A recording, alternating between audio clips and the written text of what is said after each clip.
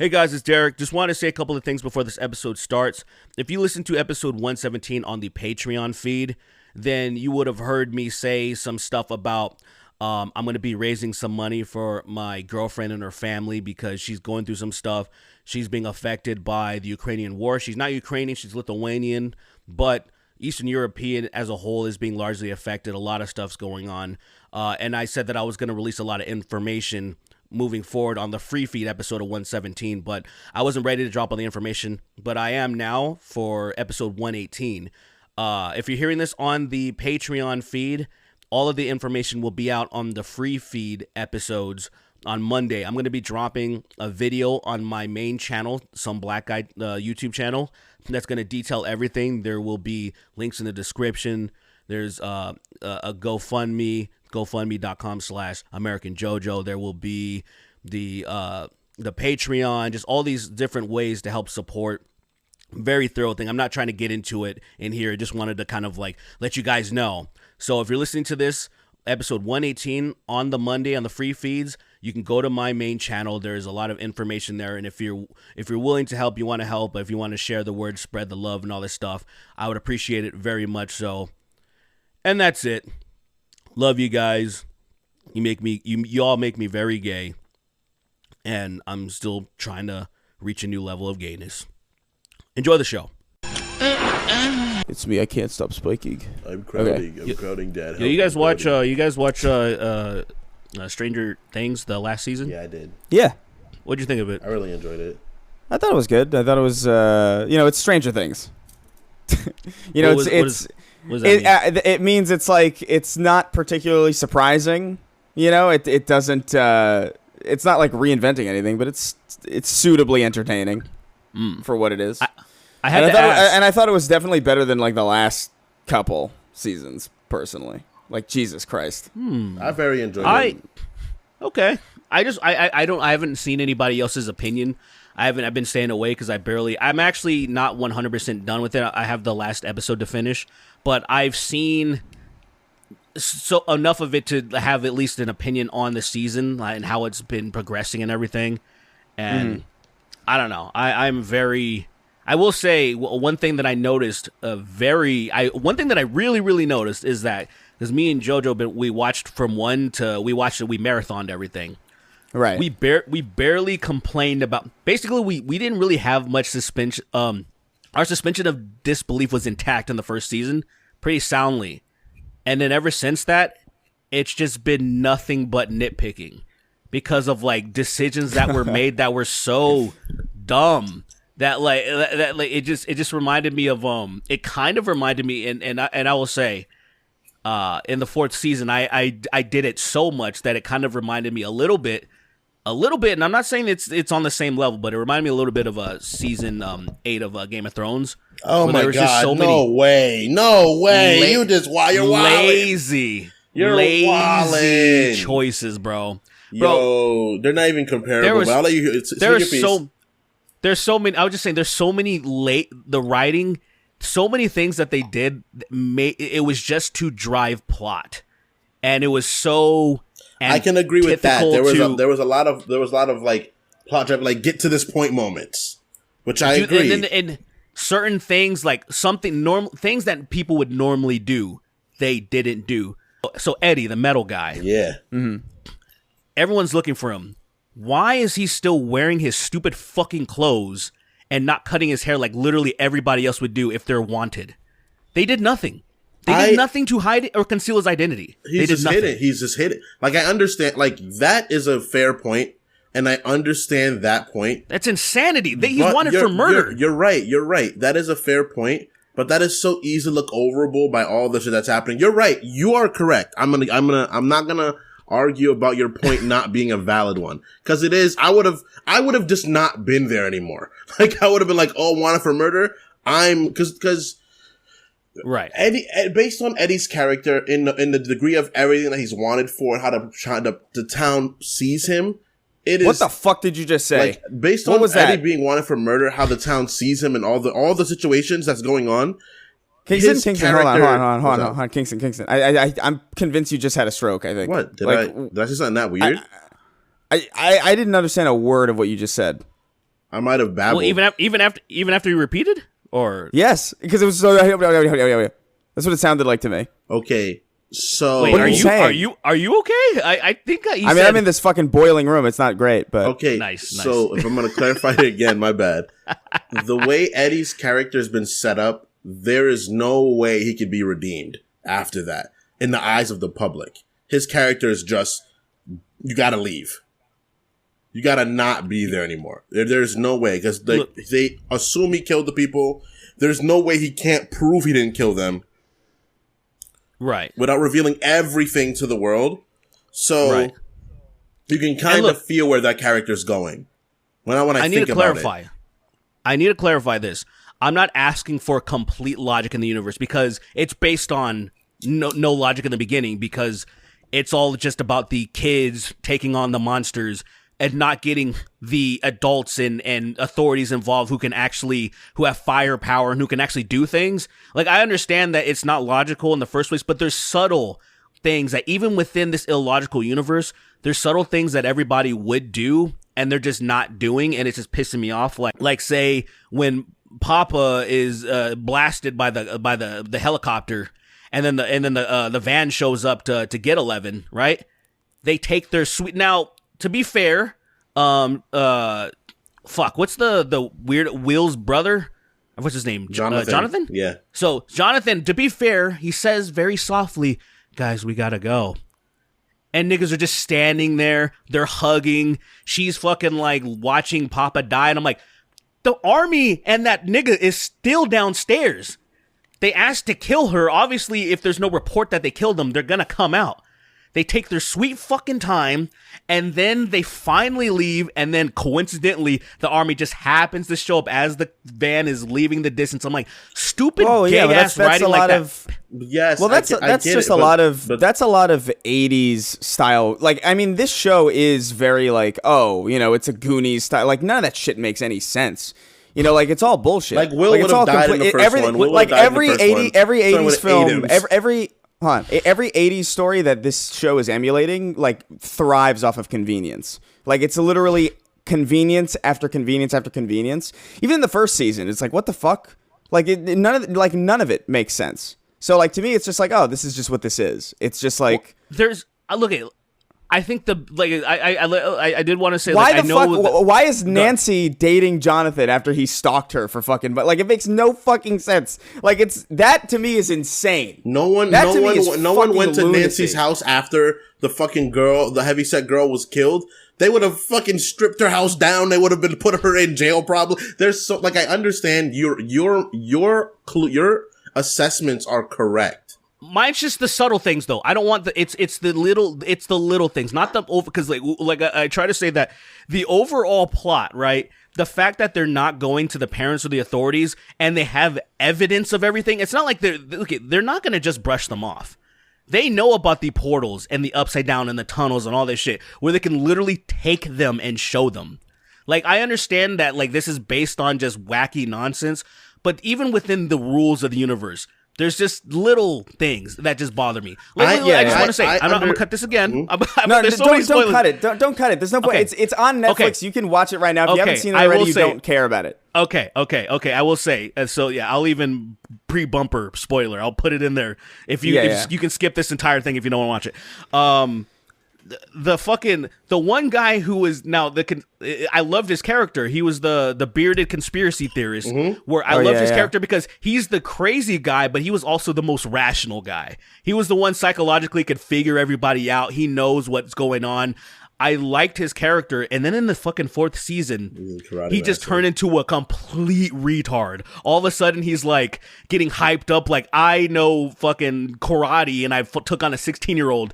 Then they had him do this weird speech and do karate shit when Yuri was holding a gun, and Yuri didn't shoot him in the fucking face. Like, stuff like that didn't need to happen. What could have happened was still a nice karate fight, surprising us that he actually can fight, but he could have attacked him immediately, not done some gay ass, like, say, remember with the Raiders of the Lost Ark? A funny thing was the Arabian guy, the Arab dude, and then he just fucking shoots him. Great scene, well executed, because you think you were gonna get this big epic fight, Yeah, that was well yeah. executed. This thing was executed in a way where it's like he gives this huge fucking speech and he's like, "Wah!" And then you're thinking, "Oh, obviously he's gonna get shot or something. He's gonna get shot in the leg. Something's gonna happen."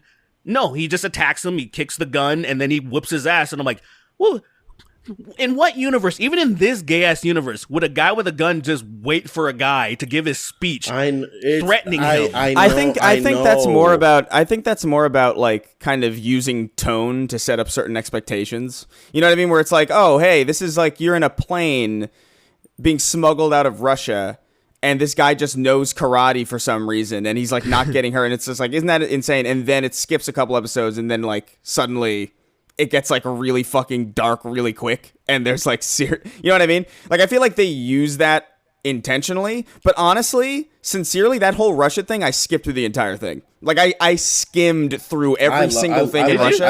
I'll be honest, I feel like that was pretty much with Hopper. That was kind of the only grounded part of the fucking series. But that's okay. except for the fact that they survived a fucking plane crash. But aside in the deep snows of Russia, and you're right. And I will say, in the 40 feet deep snow of Russia, yeah. And I gotta say, I'm gonna let you go. I just gotta say, I also want to add to you that Hopper's feet weren't frozen black when he fucking got to the church and he was traveling with no shoes on. Yeah, I don't know. Keep going. No. The whole Russia thing to me, it's like it felt so. I liked it. Boring. It felt like silly. There wasn't. Well, it felt silly, but without the. I don't know, like without any of the joy. Like there's something I understand. like when they're like the whole convenient thing when like Max is at the grave or whatever, and she's like about to be levitated, and then also Nancy and the lesbian. are interviewing Freddy Krueger in the jail cell, and they just so happen to learn like what will help at the exact right moment. Like that's obviously like contrived and convenient, but it's engaging to watch at the very least because you're like, oh, you know, it's like it's paced in a certain way. But then in fucking Russia, they're just like. It feels like a Call of Duty campaign, and then it switches to the Goonies. It's so fucking weird, like that tonal shift. And I was just like, I was skimming, like I would pause every now and again to see like what the characters are saying, but I was like, I do not give a fuck about this Russia shit. Absolutely right about the conflicting tones, 100%. What it reminded me of was, and this I go back to Game of Thrones and say that I feel like. Poorly, they were trying to emulate, like, I want everyone to have an arc, and then I want to tie it all together. And, because, you know, there's so many characters in Game of Thrones, and then it takes a while for things to progress. I'm talking about, like, I felt like the fight between the prisoners and the Demogorgon, it felt like Frieza versus Goku. It took forever to get there. I was, like, waiting. I'm like, there's so many things happening that I'm like, this sequence should probably take, like, 20 minutes tops. And it's taking hours to get there because of we gotta follow Eddie, we gotta follow Nancy and the lesbian, we gotta follow. And I think the arcs of everybody in Hawkins is really good though. Oh no, well except for Finn Wolfhard's. No, he's not in Hawkins. He was in L.A. Oh yeah, that's right. No, you're right. Yeah, everyone. I think Lucas had a good arc. I think Dustin had a pretty good arc with Eddie. I think they kind of looked a little gay. I don't know what was going on with that. It might have been a little gay. I don't know. Let him be. Did you see like there was a little subtle moment where like because you know Eddie was jealous of Jonathan and then they they like kind of hugged and I think he said something like never change and they stared awkwardly at each other for just a little bit too long and I'm like, okay, I know what's going on with Will. But are we doing the same arc with Eddie and fucking Dustin? I know they're not, but they did a weird little pause. No, that little hug is like never change, man. It was like an idea of like an older brother, like grabbing you by your head and being like, "Yo, man, stay." It's like the whole stay golden pony boy thing. It's like when your older brother shoves his cock down your throat, you know? I mean, that's what I'm saying. When you wake up. Have you ever embraced your sibling in that way? Like have you ever embraced your a sibling in that way and held them and were like stared in their eyes for like a long time? No. But I've definitely hugged my brothers in ways where if another person hugged me, I'd assume they're kind of gay. I'm like, what are you doing? Like, what are you like if I wasn't hugging my brother like that and someone else hugged me and like had a moment where like they put their head to my head, like, I love you, man, for real. I'd be like, yo, I'm gonna fight you. Like, don't touch me like that. Like, don't touch me like that. I would ask you guys a question. Did you assume, I think it was in season 2 or something, or when everyone started hooking up, or was it the beginning of season 3? That's probably the beginning of season 3, I think. Like when everyone was hooking up and Will was like all pissed off that they're not just being nerds and playing D&D and shit. Did you assume at that point that he was gay? No, I thought he was already? more childish. I thought he was there is a scene. There's a scene, and they kind of go back to it, and it kind of, I guess it worked out. It's kind of one of those things where it's like retroactively, it's like, oh, that happens to work out. But like, there's a scene where they're arguing, and like Finn's like, it's not my fault you don't like girls. I thought that was like more of like, I thought that was more of a like, you're too young to, but. You know what I mean? Like, it's just like, oh, you're like a fucking 8-year-old or whatever the fuck, however old he was. You know, of course you don't like girls. You want to kill them, probably. Right. But, like, they have cooties and shit. Yeah. Yeah. So, I mean, it work. My immature mind immediately went to, like, oh, Will's gay as shit. And then it just turned out, I think with my immaturity, I just happened to be like, oh, I got there accidentally. Because I was thinking more maturely would be, oh, he's just too young. His childhood was stolen from him. Because of being infected by the mind flayer and shit. That's what makes you gay. Actually, in fact, if you destroy the upside down, gay people will stop existing altogether. Yeah. That's where gay people come from. No. That's where gayness leaks into our reality. Okay, there was no, dude. That actually doesn't that sound like a real Christian thing? Because isn't the upside down technically? It doesn't sound real. I bet if Catholics or like Christians knew the story, like actually knew what happened, they would be like, you see, that child was touched by the mind flayer, and now there are gay. There are gay. Not thou is gay. There are gay. How do we explain? I don't remember her name. The lesbian girl. How do we explain her? Well, that's never been a problem. Was her name Robin, or am I Robin? Yeah. Maya Hawke. Okay, that's Ethan Hawke and Uma Thurman's daughter, which is hilarious. Did you say Robin Mike Hawke? No, her name is Robin Hawke. No, I mean, maybe. No, Maya Hawke. There you go. Yeah, Robin Maya Hawke. That's Ethan Hawke. That's Ethan Hawke and what you call Uma Thurman's daughter. Yeah, it's crazy. Really? She looks like both of them, literally. It is kind of wild that that's true, but yeah, I mean, nobody's ever really had a problem with lesbians. You know what I mean? You guys don't. Like, you guys don't. It's always like, dude, even like the hard school fundamentalist fire and brimstone dudes, they see two girls making out, and they're like, oh, that's hot. They will deny it. They'll deny it. They'll be fiddling with themselves. No, they'll deny it. They'll be like, this is egregious, but they won't blink. You know? Young ladies stop, and they're all sweating and shit. Just fucking like, this is what do you do, Lord forgive me. Lord forgive me. It's like fucking Hellfire from fucking Hunchback of Notre Dame. Oh my god, dude, that nigga is so horny. That is the horniest song ever. That is the most down bad creature I've ever experienced in my life, bro. Man's he's gone. His dick has completely taken control of him. I've seen cats in heat less down bad than that fucking creature. That guy Mans needs to, he's got his dumb little fucking fortune cookie shaped head. He's got to put his penis on ice, bro. That shit is crazy. He's out of pocket, bro. That's a great incels anthem. Speaking of out of pocket, transition to the goaty goat of America right now. America's real hero. We got our boy Hunter Biden, bro. The goaty goat right now. This fucking Arsenal. Oh my god. Did you see those? Have you seen the stuff yet? Have you seen I've seen a little bit of it. I haven't dug too deep because I'm a little scared to. I watched it all morning. All morning I was watching shit about it. It's hilarious. I don't know, man. That whole thing is weird. Like, I saw a fan cam video about him. Like, it was like just really fast clips of him just high on crack set to like Tame Impala or some shit. I don't even know. Bro, like, it was just so confusing. There's a video of him being like, I'm on that lean, nigga, and he's drinking lean. And he says the N-word? Yes, he says That's nigga. awesome. And I'm like, this guy is you know when the champion walks in, like the hero walks into the room and everybody knows like that's the hero. That's what I thought about him. I was like, this guy needs to become president. He needs to be the next one. No, man. He does.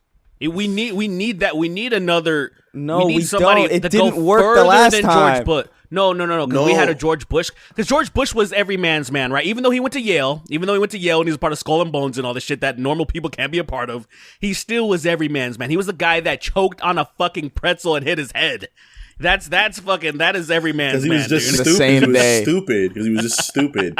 But we need. What happened is that we need someone like him to offset the idea that Reagan was president. So Reagan was the worst, but he was the worst in one direction. We need someone that's the worst in the more nigga direction, you know, where he's just like doing a bunch of ghetto bad shit, you know? Yeah, like, and it's perfect because he's not black, you know, because it makes it so perfect. Go ahead. It's a whole Continue, joke, please. man. It's a whole joke. So what happened is that Hunter Biden, instead of like, you know, We should explain this, by the way. oh, okay. So, We just sort of say, so Hunter Biden, I think his like iCloud got hacked or something on 4chan, and then so like a bunch of these like weird, like insane videos and photos and text messages have just been released, and like people are sifting through them and posting them. I don't like, all I can really say for sure is that the videos are real. I don't know, like there's like little things like Joe Biden in his phone, his name is like Pedo Peter or something. And I saw that and I was like, I don't know if that, like anything that's text could easily be edited. Yeah, like, so to absolutely. me, like 4chan is like notorious for like making shit up all the time, which is like, Right. which is really bitten him in the ass in this situation because now like a lot of people just don't believe this shit. But I fully believe, That's what I fully believe Hunter Biden's like smoking crack, fucking hookers, and probably diddling kids absolutely. like, on some island somewhere. he's a you know? fucking menace, But- bro. He's a menace. He's Ezra Miller, but in a political space, bro. He doesn't give a fuck. No behavior. He's smoking. The image of him weighing out all that coke or that crack was so funny to me because I was like, why would you record this? Why would you record this? Why are you recording any of this? A lot of it is why would you record this? Like what? It's It's 90% of it. Yeah. It reminds me of EDP when he took a photo of his shit to send to that kid. It's just like, Send to why that- would like the second you see something on an LCD screen, you know, It should be post that should be like a wake up call. It's like, oh, maybe this doesn't need to be digitized for eternity.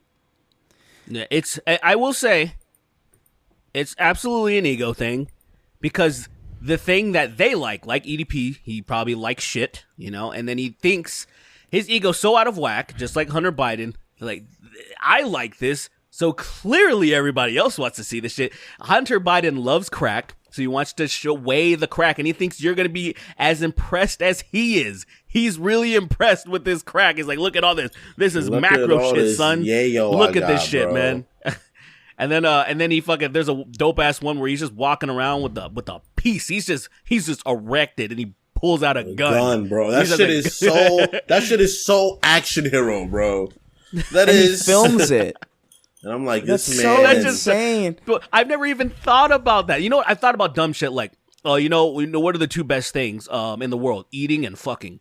So I want to eat a sandwich while I'm having sex. Like, I've thought about stuff like that, but I've never thought about, I want to have a gun and have sex. Like, that's never crossed me. You're not that American. There's levels to this shit. You're not that American. That's why. That's real American. You're absolutely right. You're absolutely right, man. There's levels to this shit, and I'm still a crook, man. I'm still level 1. You know what I mean? Like, no, what happened is you haven't hit your stride yet. Once you fuck someone while eating, you'll be like, what else I do? I'll fuck. I want to fuck while taking a shit. That's so dangerous. And then it starts fucking getting wild. Then your brain starts getting different. You know, your brain chemistry alters. I love that Dangerous? you mentioned that because that's literally a fucking Seinfeld plot. Is it? It's like George is like, oh, I want to combine like eating and sex, and then he gets greedy, and then he's like, oh, I want to combine it with like watching sports at the same time, and it's just like it blows up on him. But I don't think I've ever thought about it, like, because eating I love pizza. If I'm thinking about eating, it's usually like pizza or like a really messy sandwich, and just the thought of like lettuce falling on a pair of tits is just so kind of appealing. I don't know about you. I don't know, man. It's deflating to me. A pepperoni fall in that titty with a little bit of grease and stuff. I'm that's crazy. That's not good to me. When I have any of the ones, I don't want the other, but I usually want food more than anything else.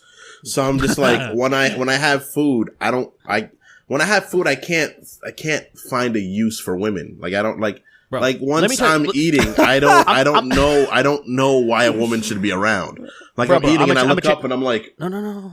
What do you do? What are you adding to this? Nothing. Leave. Oh my god. Leave. Dude, let me tell you. I'm gonna tell you because I feel like everybody has an Icarus moment, right? When they flew a little bit too close to the sun. I feel like everybody has that. I'm telling you, man. I once had my knob slobbed on while I was eating an Oreo McFlurry, and it was. I turned into Icarus, and I'm like, no man should experience this. This is too much. That would like kill a caveman, I think. Yeah. You know what I mean? Like I feel like a caveman. Did you see that? Oh my god! Did you see that video of like this is old, but I saw it recently of this guy in Ukraine, like in 2017. He's like the leader of like the nationalist party there, and he's like giving a speech, and he dies in the middle of the speech. No. Dude, it is. He's just talking about how like this. He's talking about like this nation will rise again. I mean, it's like it's all in Ukrainian, so I don't understand it. But like the gist of it is like, oh, this nation will rise again. It's like it's all this like nationalist stuff, and then he just he just falls over silently, and it's like one of the most. It is such an eye-opening video because I'm like, wow, people just really do just shut off like that. Did he get hit with the CIA heart attack gun? He's got him with one of those motherfuckers. I'm gonna tag you guys in it. I'm gonna tag you guys in it right now. Quick little, just a quick little, and then all of a sudden you just die because how often does that shit happen? You feel like everybody has a cell phone. Why don't we see that shit? I feel like it's so uncommon, except for when you're the leader of a nationalist party. There's something magical I just tagged you guys in it on Twitter. You can check it on your phone. There's something magical about dying while you're speaking. There's a lot of people like that's like a common, well, not a common, but like it's common enough that it's happened on tape like a number of times. Like there was like a famous comedian I think who died on stage, and which is awesome, by the way. It's like an awesome way to die. I guess you're a joke. You said you said it on Twitter? Yeah, I tagged you guys. Okay. You don't even have to hear what he's saying, but just like just watch it silently as he just like his chakras go loose and he falls down. Well, he is a million years old, so I kind of get it. Yeah, that's the thing. It's like you see him and you're like, how are you even not dead? How are you not dead? Dude, it's almost like reality Asian remembered mummy? who he was. Dude, the Asian what? That Asian mummy, like he's alive. Oh, yeah. Like that guy literally that guy looks like he's the color. He looks like he's made of clay. That's how off colored his skin is. That guy looks like a prop. It's really scary, that guy. Like I don't know what they're doing over there. Frightening. Dude, yeah, there's no way that guy's enjoying life. Kill him. Can you imagine though? Kill him. Dude, there's no way he's enjoying life. No, imagine. You're right. But like, can you imagine? Let's say you make it to like 80 or at that age, whatever the fuck that guy is, like 107 240, dude. No, dude, I've seen 100-year-olds, dude. That guy's at least 200 years old, dude. Come on, he looks like he's exhumed. But let's say you make it to that age. You've beaten everybody. You've got this amazing. Well, maybe the first like 30% of your life at that point is awesome. And you make it this far. He's like, oh man, I am the person who's lived the longest. And then you die, and then your ghost is that. You know what I mean? Like if because every time you see like a dead character in like media or something, like they appear as they died. You know, so it's like if an old man dies, he's an old man forever. Seems to me that the ideal way to go out is in your prime. You know, you're like 27 or something, and you get on a jet plane, or like you go skydiving, and you're like, oh well, this is the perfect time to die, because if I go into the spirit world, I'll be this fucking perfect version of myself instead of a shambling cobweb fucking marionette. I don't know. I Would you want to be an old ghost? I don't know if I want to live very long. Sometimes. No, but what I'm saying is, would you like if you had to live for all eternity, you'd rather live in like I want to be like in prime Hunter Biden condition, like 100%. Exactly. Because at 40, you're not really bad off. You're just not at your peak anymore. But I mean, like I think it's generally agreed that like, I mean, I feel like like 25 to 30 is generally it's like 20. Right. It's like 20. Not for everybody, it's but like 25 to 35 is like your peak. Yeah, and then you start your degrade after that. You start your real degraded like in your 40s, but I don't know. But it's crazy. It was crazy is that most people, but generally speaking, the quality of life we live. Older we get, the older we get, the more medicine evolves. I don't know. We're in a weird spot now where I don't know if we're gonna be able to beat that clock anymore. But like the older we get, the more medicine evolves, the more like better health exists. Like, there are motherfuckers that are, like, 66 running marathons. And it's like, how the fuck are you doing that? Well, Sweeney, we were talking, because we were watching that Mega 64 video with, like, fucking, I think Shinji Mikami, and like, they were, like, dude, it was like this, they did a whole, like, Dragon Ball, like, the Buu Saga in 5 minutes, and they had, like, a bunch of, like, cameos, like, Cliff Bleszinski, and, like, all these game developer people, and all these content creator people doing, like, the Spirit Bomb at the end.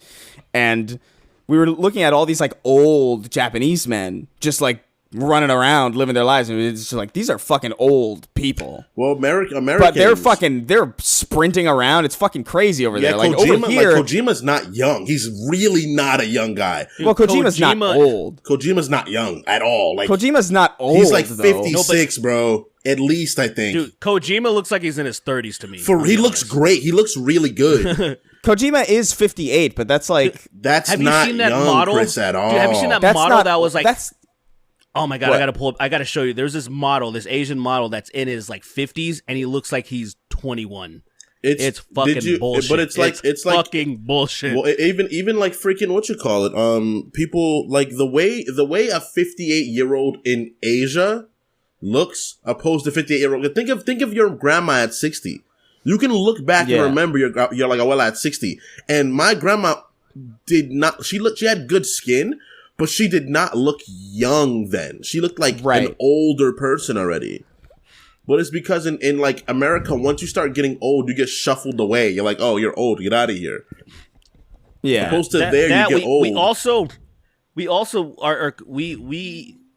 our fucking diet are so terrible. It's so bad. Yeah, our diets are so bad. Our food is killing us for sure. They're destroying us. Yeah. They're eating our insides. It's wild, dude. When I have a herniated disc that is, it's horrible right now. Right now I'm having like an episode, and when I had my MRI, the guy was like, "Why do you have a neck of like an old guy? Like, what did you?" I'm like, I played football for 2 years.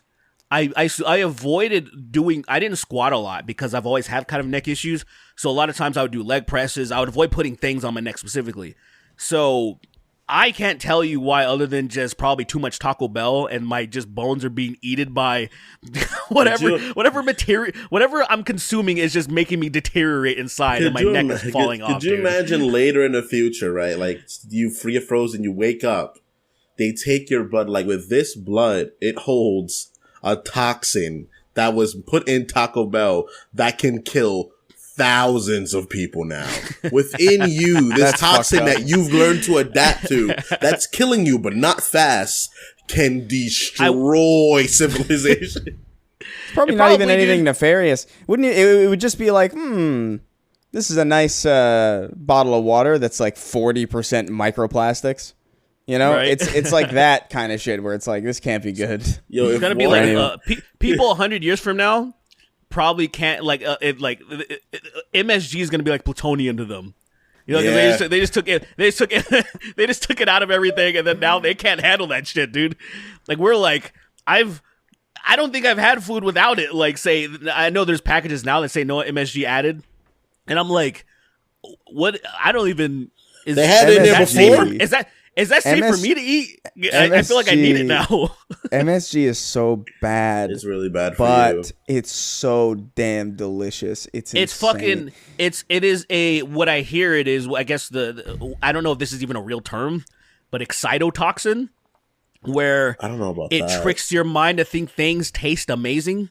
It makes things taste better. Yeah, it does. Well, but it tricks your mind into thinking that it tastes better than it actually does. This is what I've heard. I could be 100% wrong. I mean, even if that's true, that's ostensibly just it tasting better, you know? Right. So what I heard they started using it first with MRIs when basically just when the army had shitty fucking food that they had to use, and so they packed it full of MSG, and then they're like, "Oh, this tastes pretty dank, bro." People in the wars. This beef stew that came out of a box tastes delicious.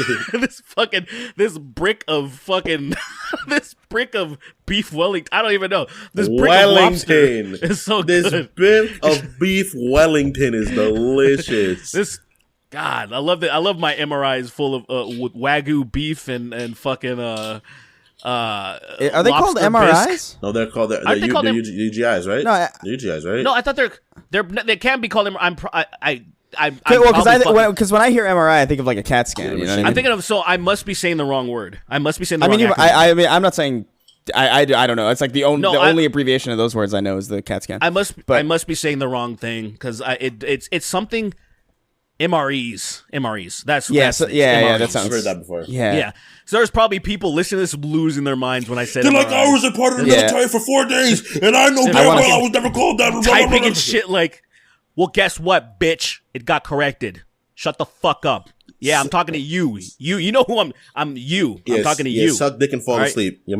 Mind your manners. All right. Yeah, it is. Yeah, meals ready to eat. Ready to eat. Yeah. And I've had some of these. I've had them too.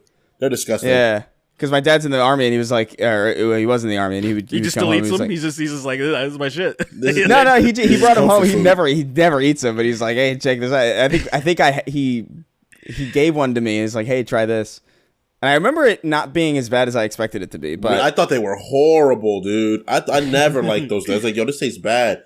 I expected hell, and like it wasn't hell. It was just like really underwhelming. You expected hell, and you got Detroit. You know, you were like, well, yeah. This is coming from a person where we saw you eat those Catholic styrofoam wafers. You that were eating multiple of them. Insane! I couldn't believe you ate that.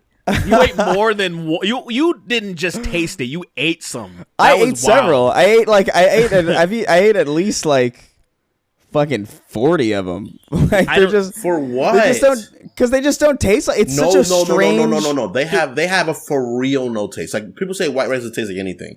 White rice tastes like white rice. Rice has a subtle taste, right? Nothing. That tastes like nothing at all. To me, it reminded me of eating styrofoam. I thought that's what it felt like to me. I felt like I shouldn't be eating this. It felt toxic to me. That shit was microplastic, bro. It did feel toxic, but I kept eating it because I was just like, this is so fascinating because there's the sensation that you get when you're eating something with absolute no taste is so bizarre and so like unlike anything. It's just is that how? Sorry, no. What? Is that how distilled water? I've never drank distilled water before. It tastes really bad. I'm pretty sure. It tastes really bad. You're not. I mean, obviously, you're not supposed to like fucking. You can drink it. But I know why it's bad. But like, say for example, a lot of people cutting weight, fighters, they'll drink distilled water to like piss out as much shit as possible, just to keep dehydrating themselves because they're that's what they got to do. But I just wonder how it tastes because it has nothing in it. I'm like, what is it? Tastes bad. It tastes distilled bad. water taste like just stripped of any minerals and shit. It's disgusting. It tastes bad, and when you pee forever. You pee forever, and your pee changes colors while you pee, bro. Why were you drinking distilled water? I don't remember what I was doing. I think because I was playing. I think when I was like doing MMA for like the first like that 1 year. I drank this. Someone you gotta do this, bro. Someone talked me into drinking it, and my cousin was like, "Yo, you actually drank that shit?" And I was like, "Yeah, it tastes horrible." He was like, "Bro, get set to when you pee." And I peed for like 30 minutes. I was pissing, and I was just like, "Bro, that can't be real." Bro, I peed for a little exaggerated. Must be obviously it's exaggeration, but I peed like way longer than I ever peed. I peed to the point that my back started hurting. Look, I get Because I it. was tilted forward pissing for I've so had long. a long piss for I've pissed for over a minute before, and I was astonished. I think I think the longest I've peed. Today I learned. So this is I googled this. The longest piss on record. The world's longest piss on record was 36 minutes and 24 seconds. That doesn't register to me as possible. That's what I just can't even. I'm like, won't you pass out before you finish? No. I feel like your body would be like, He was probably drinking water while he was doing it. Like that was not an unassisted piss. That was definitely like a lot of things came together to make that piss what it was. Maybe he was slamming distilled water, like just slamming it, and drinking regular water too to cut it. But I heard if you drink a ton of salt water, that makes you piss really fast too. Mm-hmm. Fast. So maybe that's what this bitch was doing. Why did you just say fast? Apparently, because that means it wouldn't be that long. I think the thing is, so apparently, like this, everybody is in the comments of this arguing. It's like that's not fucking possible. And then like there's one guy who's like the longest pee was 508 seconds. Not physically possible to pee for fucking 36 minutes. 508 seconds though. That's like, why is it not possible? 508 seconds exactly? Sounds reasonable. Why are they saying it's not possible though? Because of if think about how much your bladder is not big water enough. I understand, but if you can find a means to like drink something that quickly goes through your system and straight into your bladder, I assume you could pee that long. I don't think anything. I don't think anything really does that. So I can see why that argument comes into doing it. But look, like if our fucking system was just an esophagus connected to the bladder, then yes, it would be possible. Because then you could just keep drinking, and then it would just, but it takes a while for the kidneys to process things to make it to your fucking bladder. But what if it's nothing you're absorbing? Because it goes there to be absorbed. It absorbs all the nutrients, and then other the ways it cycles and shoots out, right? Because I've definitely drank water and pissed in like 10 minutes. Yeah, but also there's already stuff in your system beforehand. Yeah, bro. It's kind of like how people, how stupid people are sometimes. They think that they start eating and then they're like, oh man, I gotta shit. And they're thinking, some people think they're literally shitting what they just ate. That's and I'm not like, you're immediately. a fucking retard. It depends if you eat something that's really bad, but that's not how it works usually. More often than not. Even if you eat something very bad, you feel it cycling through your system and it feels awful. You feel the fucking, you're like, oh god, like it's working its way down. It still takes a while because it's so lengthy, especially your small intestines. It still takes a while to get there. But like it's just literally the way that your system works. As soon as you put something in your body, like food or water, then you're activated to make room, right? Now you've been activated to, okay, now let's either we gotta take a shit now, or it's time to empty the bladder or whatever. It's all that type of shit, right? And I don't think. 30 minutes, man, over 30 minutes. That's not real. There's no way. That's impossible. There needs to be video of it, either video or piss off. Even if there was video, I believe it's like an AI rendered video or something. Like I would nowadays, especially. I would have to see that in person to really believe it. Yeah, wasn't there a fake story about a chick that like shat like a bunch of like really far? Didn't we talk about this on the podcast? What? Like the world record of like taking a shit. I feel like we talked about this once, probably like 2 years ago or something. There was like a world record that I think was fake or something about some chick like shitting like 30 something feet or something, or 18 or something absurd, like shitting like a line of shit that was like absurdly long. But I think it was like a fake story. Yeah, I think it's like world's longest shit. Yeah. World's most explosive shit. I wonder if someone had such explosive diarrhea it killed them. I wonder if it killed them. They had such explosive diarrhea. They sat down in the toilet. They pushed. And then the toilet bowl shattered, their fucking whole entire lower body shattered, they die there. That's definitely not happened. But there are there was that woman who died holding in her pee to win a Wii. Yeah. In like 2006, yeah. Really what a sad. Dumb bitch. She's doing it for a kid, man. Why? Still. I mean, but was there no doctor there to be like, hey, no one do this? Like, was there no doctor to be like, what the fuck? Dude? I guess Why not. are you doing this? Nah, man, they didn't have time for that. They were like, we gotta go quick. Nah. We gotta hold that shit in. To be fair, maybe there was a doctor and they told him to fuck off. They were like, shut the fuck up, my kid wants a Wii. He was like, hey guys, bitch, I don't think it's a good idea. And they were like, shut the fuck up. I'll see you at your funeral, you fucking dumb hoe. And then he literally shows up. I'll invite holding your pee. Holding your pee the longest. Opens the coffin and slaps her. Like what the open what a column, now? bust on her face, leave. The bus on her face. He's Hold charged. on. He's charged. He has Hold to go your to the pee. chamber. Hold your pee in for as long as humanly possible, and you win a night out with Hunter Biden. Let's go, I'm gonna do down. that. I'm down to try. I would dead ass hold my pee in for like 2 days to have You a guys hold are on him. crazy. I don't want to wanna be hang anywhere. out. I don't want to be anywhere near that guy. I feel Why? like other than the whole kid thing, because he's probably likely a pedophile. Other than that, I disagree. You know why I disagree? Because I think he seems like the type of guy that would be proud to record him banging kids. And that footage would be available. I guess you're not wrong. I guess it should be. Yeah, Like, I don't know. He'd be the one. He's displaying his crack, dude. So he would be like picking up his little, he'd pick And there her are up in the videos. video. There are also videos. Show it of him, off. like, with, Look at this limited edition Taiwanese, like, he's Taiwanese. like, and then he picks up his other one. I got this one, dude. This is from the Amazon forest. You can't even. They're not even tapped in civil. They haven't even been. They haven't even been civilized yet. They don't even got AC or DC adapters, bro.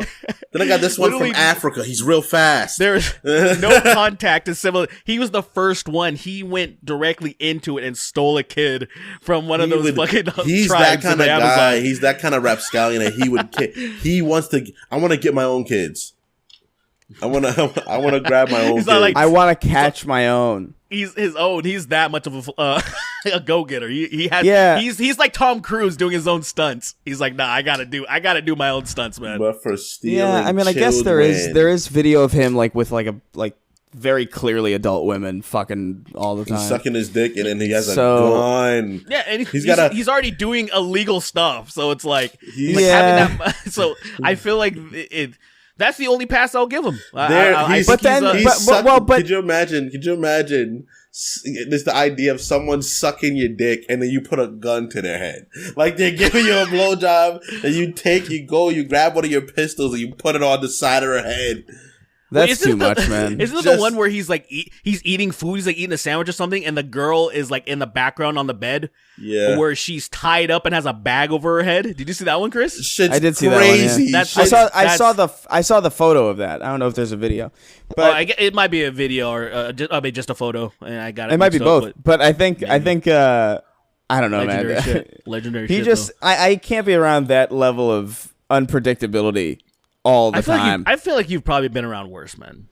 I definitely have not been around worse than Hunter Biden. Like I don't. No way. I don't. I'm think friends so. with Chris, so I don't. And I've been around like him pretty often. Like most of the crazy people you've been around, I've also been around with you, and I don't think I've been around anyone that is a political figure that's recording themselves. Look, getting their dick sucked. Look. The second you bring the gun out during sex is like I like that's a different species as far as I'm concerned. Like that is almost like we think so differently. It's insane.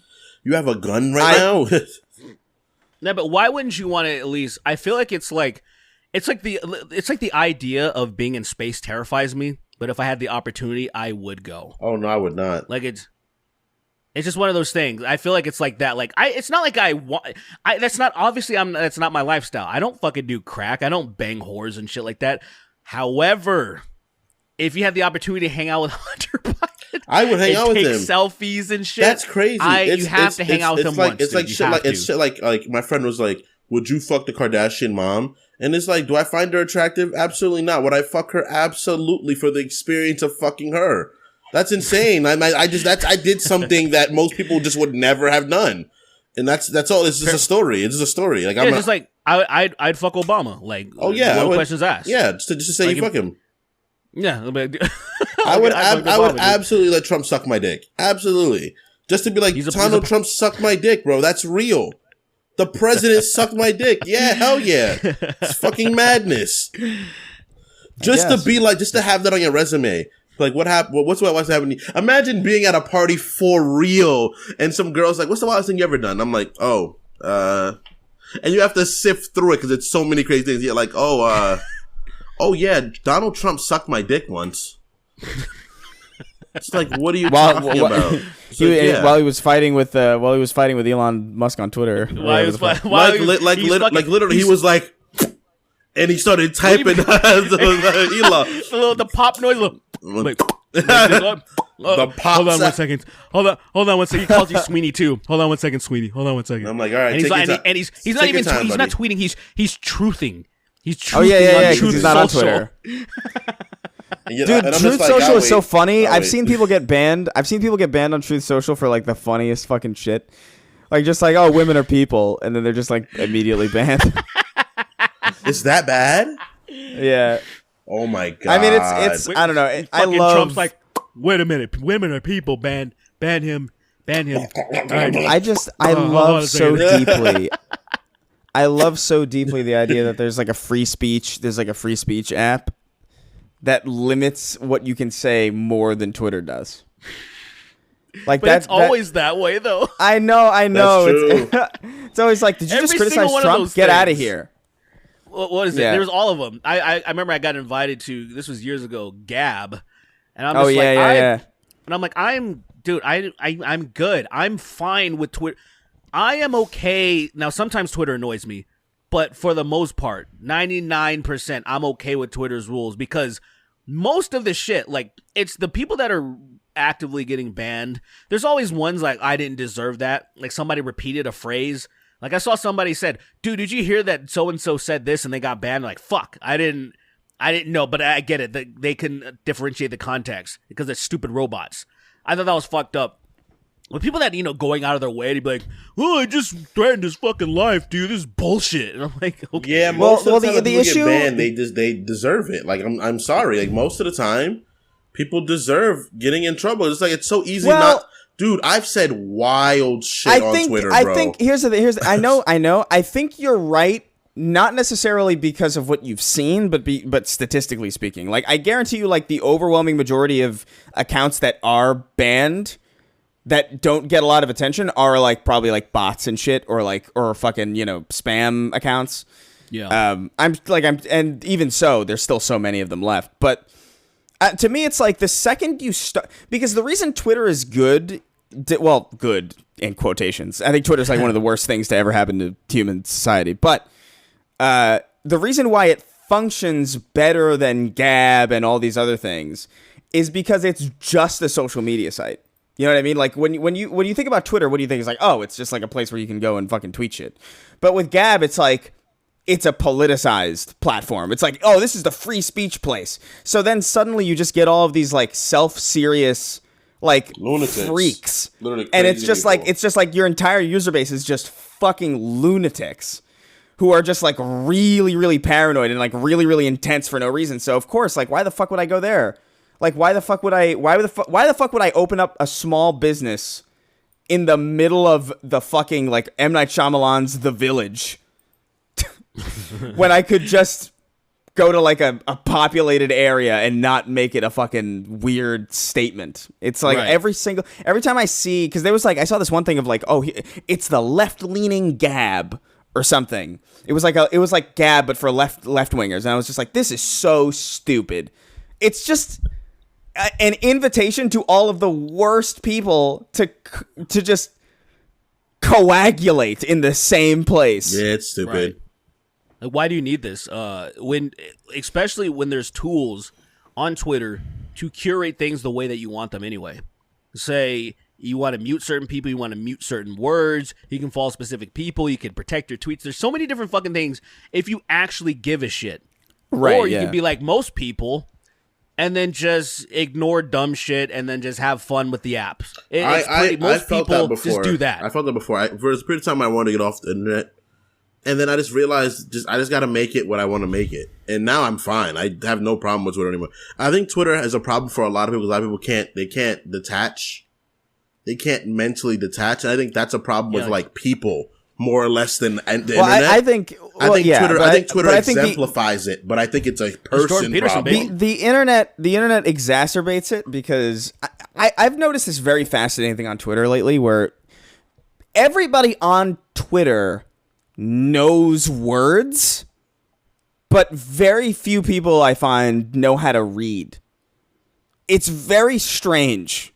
Like they know individual words. Yeah. But like they won't connect them in any way. So, Like it really that meme context out of what people are saying. Well, the meme of like this is the only app where people can be like I love waffles and somebody would be like I hate pancakes. Absolutely. You know what I mean? Where it's like, so you're saying you hate pancakes? It's like it really is that. Where it's like the idea of nobody conflation. can read anymore. Nigga, nobody said that. No one said that. It's the conflation, the conflative ideas, and that's a product of the internet in general. That's the product of so many people thinking their ideas matter more than they actually do. Right, but Twitter is the unique problem where it's the same thing as the rest of the internet, except it forces you to be concise, which forces you to remove context, specificity. Yeah, absolutely. If you're just a stupid person, you're just gonna be fucking like I tweeted this thing a while ago, at least maybe a week or two ago about like how like. Oh yeah, there are a lot of pro-life people that I've met or like spoken to who minimize who don't get as angry at school shootings as they get about abortion. This is just like a general thing that I've noticed interpersonally with people that I've spoken to. And it's like, there's a minimizing of school shootings that happens with certain people. Right. And then they're like, I can't believe you said pro-life people support school shootings. And I'm like, yeah, and that's not even the word. Those aren't even the words in there. Like, I know. It's so fucking confusing because you can read, but you can't connect it. And that's scary. That's the death of context. Well, it's just scary from but the thing is that it's not even because it is that was context though. That was context though. He provided context. No. For the person, they cannot perceive the obvious context in front of them. It's not Chris not providing it. But it's them not absorbing it. But it's because they can't read. And it's because I think he read your statement. He changed it to what he wanted. He interpreted it in a way that, and this is always offense, right? He took in offense to it. Yeah. If he didn't take offense to it, it would not have been translated any other way. Of course. Because it would have been, exactly. And that's what, when people, because everyone cares so much about shit now. And on the internet, you can care about shit and you can be very vocal about it. You can sort of champion things in a way that if you champion it in person, you're like, yo, calm the fuck down. Like, shut up, dude. Like, I love comic books, right? And I'm very open about my love of comic books. But you don't see me going outside with a shirt that says, I adore comic books. I love She-Hulk's big green titties. No, because that's fucking weird. But on the internet, you could absolutely have a whole page about that. You know? You kind of do that, though. You kind of do that. I don't have a shirt about that. Trust me, I would. Trust me, I would. Don't play me. I would absolutely have a shirt that says, I love She-Hulk's gigantic green breasts. I would absolutely have that. And then her tits are the shirt. That would her torso. 200%. If that was a real, I'll look it up right now and I'll try to buy it because I think that's amazing.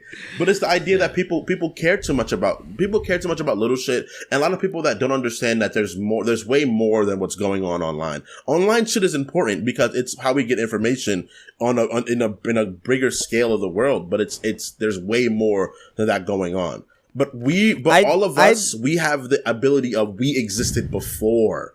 We had the whole before-ness of the internet. And then some people didn't have huge friend groups or people they really hung out with that are around our age group that are very much so plugged in. But we have, like, last night, we went and hung out with our friends, right? And we were completely away from the internet mentality. We were just in our friend groups, hanging out, doing dumb shit, making stupid jokes. Some people don't have that or never had it before to be able to, like, balance their brains out. That's all it is, I'm pretty sure.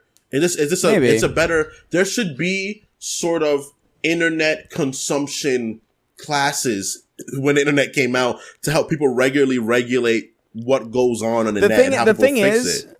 The thing is, I remember, like, this has always been a problem on the internet, right? But I don't remember it being so as ubiquitous as it is. It's because more people use the internet now. Possibly. Yeah.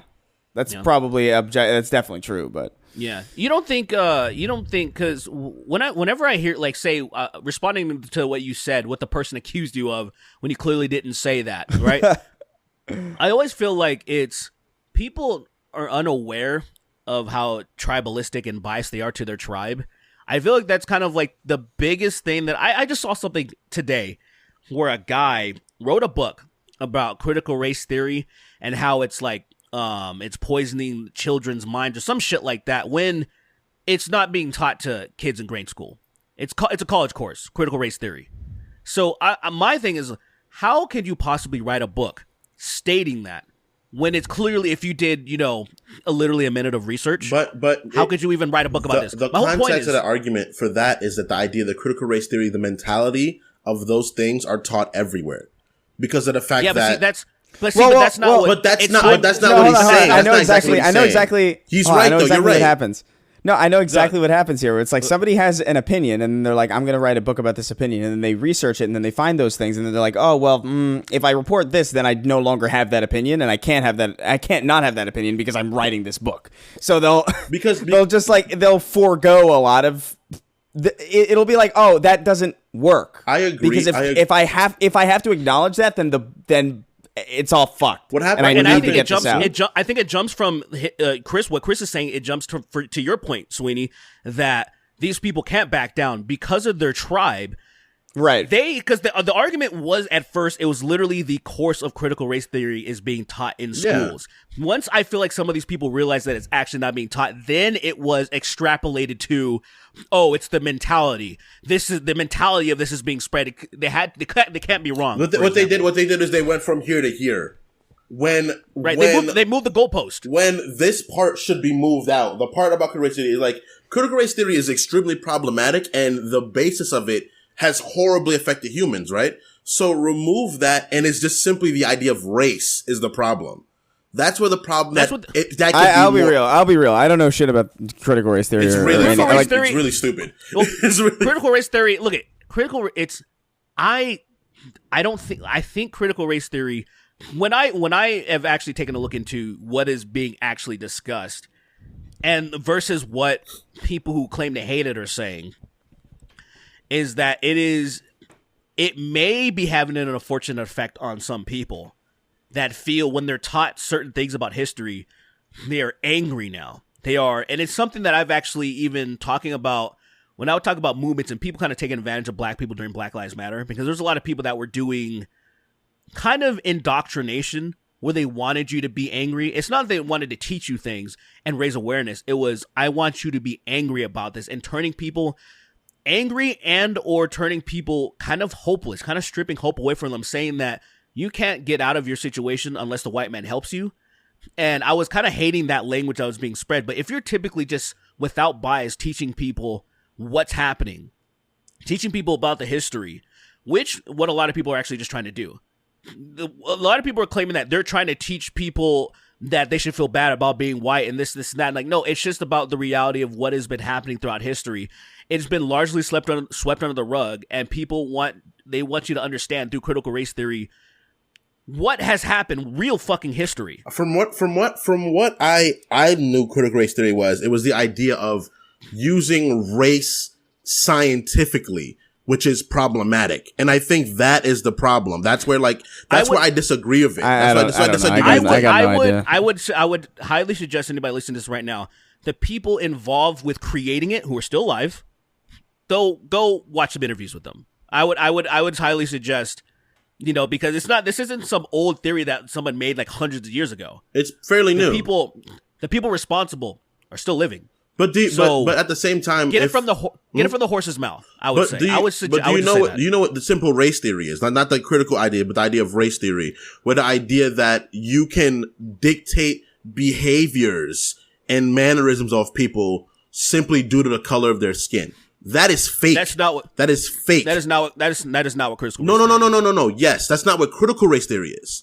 But the idea of using race to scientifically dictate how people will behave. Because that's culture. It's culture that dictates that for the most part. And it's race that deals with physical features. But if physical features to be passed on amongst different people and it's a lot of shit that goes into all of that. That's why the idea of race falls apart once you start picking at it with a bigger means of thought. Yeah, let me right. give you we're gonna move on to this. I just want to say this real quick so people, because I feel like maybe there's a little bit too much confusion, but I just want to read this little description where it says, according to the University of California, Berkeley's sociology professor Prudence Carter, critical race theory is a legal framework designed by scholars in the 1980s that explains how structural and racial disparities persist in American society. Like, that's very different from like, from what people are kind of like saying, and what I was trying to say is that it's teaching people, like, say about something that I very sensitive subject, and when people talk about systemic racism, because I feel like it's something you kind of have to tiptoe around when you're talking about it, because there's people where I said they're trying to kind of stick their claws into people and say that you're fucked, essentially. You are systemically oppressed and you're kind of fucked, the way that their language is, versus the person just saying there's things happening because of systemic racism and I need you to be aware of this. Very different language, just being aware of something and kind of teaching people that essentially you're oppressed. And some people being very impressionable, becoming angry and also feeling very hopeless because now they believe, before they didn't believe they were oppressed and that they're fucked. Now they do. And what does that do to somebody? When you strip hope from somebody, it kind of kills their fucking drive, where they think that because of systemic racism, you'll never make it to the top. And some people use that sort of language, which fucks some people. Yeah. Other people are just saying, this shit exists. Your life isn't fair. You're probably going to have to work harder than white people, which I feel like is a fair thing to tell people. It's just being real. It's a fair assessment. It's a very fair assessment. Right. But what happens is that, like, that, and I think that is the biggest nature of the problem with America. We have still yet to properly, as a whole country, they're mostly being the people that are in power that can actually severely change and dissuade these things, have not admitted to the huge disparity of several different groups that exist within this country. That's the biggest problem. Oh my God. And that's it. Is this, it's too. Should we talk about more crack cocaine? Should we talk about more? Sorry. Me and Derrick got Zulu. We got real Zulu for a moment, and Chris is like, my skin's not dark. I don't know where to go with it. I felt like I was in school again for a second. So did they actually teach you shit like that in school? In college. I learned that shit in college. In college. Okay. Fair enough. All right, so Hunter Biden is actually one of the leaders of critical race theory. Damn. He can you imagine? All right. What's up? We should probably get to questions. Yeah, we got some questions. All right, let's do it. There's a couple of these that I think are genuinely are pretty good. This one, I want to really dig into this one because I feel like there's a genuine meaty conversation to be had here. This guy's name is the following. Is it just me, or does Sweeney's hatred for furries remind you of how Republicans hate the gays? Not saying he's furries, but I don't hate furries that much that's his name. I'm glad furries aren't actually just people. Furries is a thing. It's crazy because yesterday we were at our friend's house. They were clarifying that. Like, a few of our friends were like, "No, they're different," and I'm like, "What? What's happening?" If furries was just, for example, an ethnicity, people that hailed from a specific region, then I would be like, why do you hate them so much, Sweeney? But no, it's just Homo sapiens with stupid costumes on. That is. I wish my hair looked like this, where it was down this much over. You're disgusting. Listen, down this. Anyway, much. This guy. Shut up. This guy asks. What's the question? He asks, "Hello, cunts. Who do you think would win if every animal gained human intelligence?" Bugs. Bugs? Yeah, they're so small. Win? They're so small. They can literally just invade people's bodies and destroy them. Ants then. Ants. Ants? Bugs would win. Ants would win. The amount of ants there are in the world is it's paralyzing. It's a stupid number. It's just a stupid number. It'll scare you if you think about how many there are. But do you think that maybe it's like, well, here's the thing too. It's like, oh man, this is tricky because there are certain like hive mind animals that would like be really, like, you can't have human intelligence and a hive mind. I don't think. Well, no, the hive mind can just have human intelligence at the moment. Like, the main one to have human intelligence, and then it would just be a bunch of as smart things walking around because from in the hive. I don't know. I feel like with millions of ants and with Like, let's say a human psyche and intelligence is placed in the brain of every ant. I don't know if they'd be able to really work together in the same way. I think they would be. They would enough. Let's think about. I don't want to get political again, but let's think about something as stupid as January 6th. You can convince enough people to do some really dumb shit for you. For real. I guess. Humans aren't that bright. We're brighter than those things by quite a bit, but we're not that smart, bro. We've all personally seen people do dumb shit, bro. Look, I like the theory that aliens designed us to be smart enough to build awesome shit, but also stupid enough to be easily controlled. There's like a real theory about that, and I'm like, I it's kind of plausible to me. Like some, like the handsome Squidward people just jizzed in the water, and then the DNA that was concocted was like, these guys are gonna be pretty smart, not nearly as smart as us, not nearly as beautiful as us, but they're also, I could convince these people to drink cyanide laced Kool-Aid. Like that's like those two things that should not conflict in a mind that can build fucking rocket ships and learn complex equations. You can also convince them to fucking kill themselves. That's crazy. Do animals Do animals? It's do non-human animals commit suicide? Well, they like die. Intentionally. They die. So check this out. There was a lot of antidepressant runoff in the water, and shrimp were being affected by it largely, and they were killing themselves by swimming up to the surface to be eaten. So that's pretty nuts, right? Well, Yeah, I know that like apes, sometimes when a ape's baby dies, the ape waits with the baby until they starve and die because they're so sad. There was really which one was the one? Why don't they simply eat the baby? Because it's their baby. I also saw a video. I also saw the first video because for a long time people thought apes were vegetarians. So people were like, "Why do they have fangs?" They were like really confused about it. And then there was this one time where one group of apes attacked another group of apes, and then they ate the baby ape.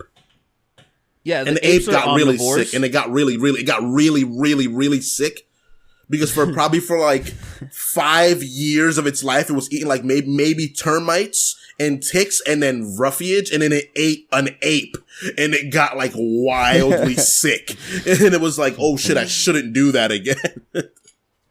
Oh my god. So yeah, I guess it would cool. I guess it would be probably insects. I was thinking more like if you had to take insects off the board though. Okay. Like if you just to make it a little bit more interesting, because I feel like that's like mammals. Mammals, reptiles, birds, animals. Think of what an electric eel could do if it had a real mind to put itself through shit. Because that is the most fantasy like sci-fi animal to me, other than obviously like cephalopods and shit, But like an electric eel can produce its own noticeable electrical current. Like if you touch one, it will hurt you, and you'll let go of it. So like imagine if they were like, yo, let's really think about like what we can do. Cause like already being able to do that is like insane already. But like what if they really put themselves to task? Well, their effectiveness would be really it would be kind of like ocean locked, wouldn't it? Not ocean locked because they can live in the ocean, right? But imagine they somehow got the idea that like, yo, let's make all the electricity in the world shut down. And they like gathered together and they started like chanting, and then like it sent like a wild current out through the world. Like, cause like electricity controlling is like not very far from like EMP shit, which is not very far from like in a scientific scale. Maybe not in what they can do, but like. Well, what I'm saying is like, I feel like it's rats.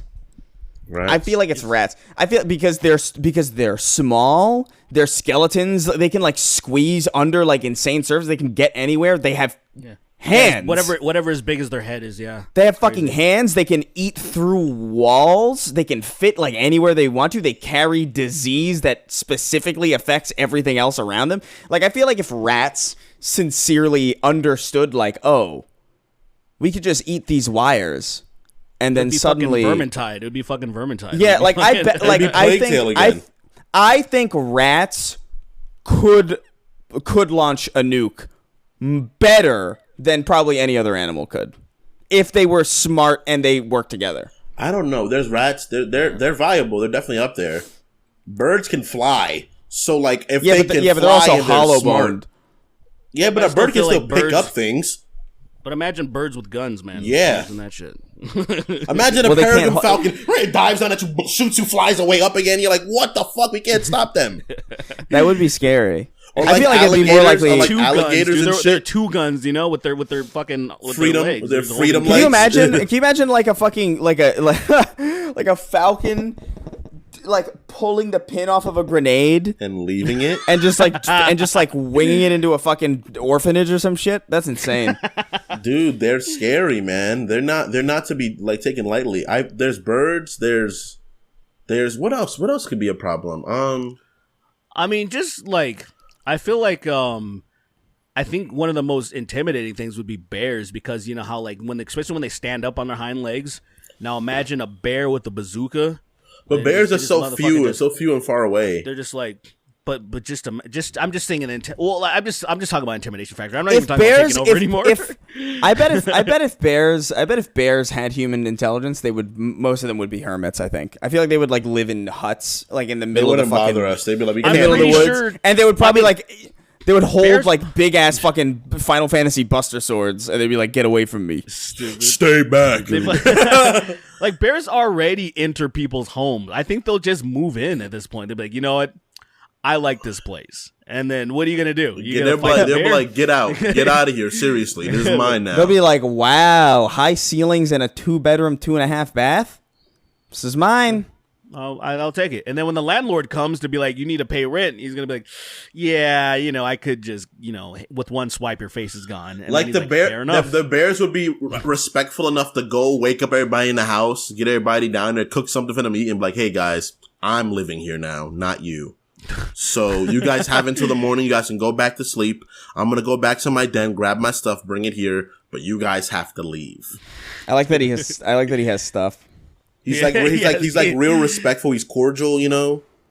Could you imagine if dogs became sentient? I think if we lost dogs as a human race, a lot of people would off themselves because they'd be too sad without dogs. I think that would like send like real serious ripples through human society. Oh, probably. Because I think now as a species we need their companionship actually. Yeah. It'd be like, Yeah, you're probably right. Like dogs would be like, we're doing our own thing. We'd be like, please, if you leave, I'll get too sad to work. Please don't leave. What about please? Yeah, I don't know. All right. Yeah, so I think there's a few of them. Yeah, there's probably a lot of them. We'll leave it there. Well, I wonder what like. Maybe dolphins. No, they're already kind of just. They're already teetering on that edge, and they're just rapists. So it's not that big of a deal. I don't think they're close to as smart as us, but I think they're smart for the animals. Yeah, well, that's what closest means. It doesn't mean that, you know what I mean. They're the closest available, aside from like chimps, I guess, because that's just what we are. Because chimps use guns and shit like that. Chimps can Do you guys think Harambe would have been as big of a meme if his name was like Jim the Ape, or if it wasn't Harambe? His name definitely did have to fight for him. No, Harambe, it rolls off the tongue so beautifully. It wouldn't have been. Yeah, it's like I'll be honest. Every once in a while, I sing. You know the song "I'm Here Without You, Baby." There's a cover of it, a parody of it, saying "I'm here without Harambe." Yeah, of course. That's what I mean. It's like that name is so funny inherently that like even if it had like a similarly like amusing name, even if it was like Swindles the Ape, or like fucking or Charlie the Gorilla or something, you know what I mean? It's like that would have been in the news for like certainly like at least like a month or two, maybe 3. It would have been, you know what I think? It would have been like the Balloon Boy. Do you remember that? The boy in 2009. The balloon. We never actually got in a balloon. Oh, right. It's like my son. He's in a little weather balloon, and we don't know how to get him down. And he was in the attic the whole time. That I feel like it would be like that, where it's like, yeah, that's a footnote in internet history, but no one thinks about it anymore, or it never comes up again. But like Harambe as a name, I feel like really. Yeah, Habambi definitely helped him out. His name being Habambi. Jim the Ape wouldn't have gotten 10,000 votes in the 2016 election. That was one of the most depressing moments in my life when I found that out. I was like, I wish I had your life. That is when it proved to me that we don't deserve to be here anymore, and there's something should be able to usurp us. That's every time I have an argument with anybody. I feel that. Like they should usurp us. We should be taken out the fight. Maybe. All right, let's move on. I farm horses for their milk, in quotations. Wrote in. He says, "Hello, Chad Roach Annihilator, the Virgin Pest sympathizers." The Virgin Pest is stupid. Pest just because we don't condone fucking pest torture. Yeah. Okay, all right. That was a surprisingly divided reaction that we got from the audience. It was way more on your side than I was happy to admit. I was like, damn, these people all probably wear glasses and are small too. I saw somebody. I saw somebody who was talking. Oh man, I can't even remember what he was like. Why is Chris is somebody like, oh, it explains why Chris doesn't mind killing fetuses, and I was like, damn right. That's so stupid. Bro, that's so stupid, bro. Wait, doesn't that say more about him than you? Literally, oh yeah, literally, actually, it's a very weird, yes. He's putting fetus on the same thing as fucking roaches. That's what I thought was funny too. But I also think like, yeah, a fetus is about as much. That's about the same. Anyway, I can't. We're not here to redo that conversation again. Long-time listener of the podcast, first-time patron here. Welcome. Hey. I very much enjoy hearing you guys go on long-winded rants about animals. So my question, you're gonna love this episode then, I guess. So my question pertains to that. What is an animal fact that you have learned that has fucked you up the most? I.e., echidnas having a four-headed penis, certain jellyfish being immortal, octopi being about as intelligent as a human toddler, etc. Thanks for keeping me sane while I drive 6 hours a day for my job. Keep up the batshit crazy content. Thank you, and welcome aboard. What's something that I learned that's 6 hours a day. Damn. That's a lot, man. You better be getting paid well, bud. Yeah. You better. I'll talk to them for you. I have an immediate answer for this. What? What is it for you? For the moment I realized how quick hippos were, despite their size. Yeah, that's a day fucker upper. Yeah, for sure. Especially in water, because you look at them and you're like, look at this fat fuck with his like fat stumpy little bitch legs, and it's like dumb face that looks like it's stupid teeth, man. Yeah, and it's like you look at it and you think like, oh, that's a lumbering animal. You think it's like, oh, it's like the berserker. Like maybe it can go fast when it needs to, but like for the most part, it's just like a lumbering creature. And then you see a hippo swim like 200 miles an hour in the water, and you're like, what the fuck is this? When you realize that most animals are very fast compared to us, that shit fucked me up. Because I thought bears were slow because they were big. Like my brain was like, bears are slow because they're big. That's why bears are slow. And I thought also lions were slow. Have you seen a lion run at someone? I don't know why you would think a lion's slow. Because my little brain was like, big things don't move fast. That's what I thought. Like a tiger. But no. Because my brain thought that it was the human rules of propulsion were on animals. That's what my brain thought. Also, when I found out that humans, in fact, can potentially outrun, in a sense of not outpace most animals. It's insane. People are built to run long enough to catch other animals. So like, I said monsters because my brain conflates animals with beasts and monsters. But like, a human can run and then we'll sweat. And since we're sweating, we're able to like sort of get the waste out of us and keep going.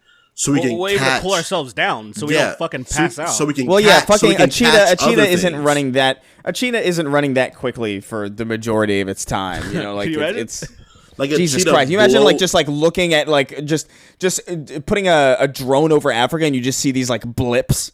Just like speeding through the fucking wilderness. Just running noticeably enough that like, you know when you're using your GPS and your car isn't moving fast, but then like when you're using it, your car is moving really fast through like a large scale and you're like, whoa, we're moving fucking quick. And it is a cheetah just running through the savannah, like running up and down, ripping and running through it, and you're like, whoa, they're horrifying. Yeah, I think another one is about people, really. Like, and the idea that like when I think when we're younger, we kind of go through this, or like we maybe we see it in like a, I don't know, in a cool teacher's classroom or like on the internet or something, where like, oh, here's an optical illusion, and you stare at it and it starts moving. You know, like it's like, oh, even though it's ostensibly just a drawing, like a singular like non-moving image, it like your brain makes it move. When I really thought about that, it really bothered me, because it means that your brain just fucking hallucinates potentially all the time. And I hate that. Oh. Very deeply. For me, for sure, it's when I realized that cuttlefish or koi fish, they can change the texture of themselves. They can change the texture of their skin. Or they can strobe like their bodies and confuse other fishes. That's real. Yeah. That's molecular control. That's animals are power. Scary. That's a Marvel power.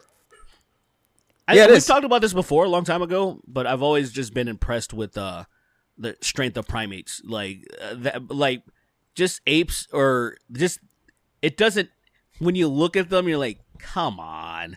How are you? There's a video that's been circulated around recently of this guy, an orangutan grabbing a guy.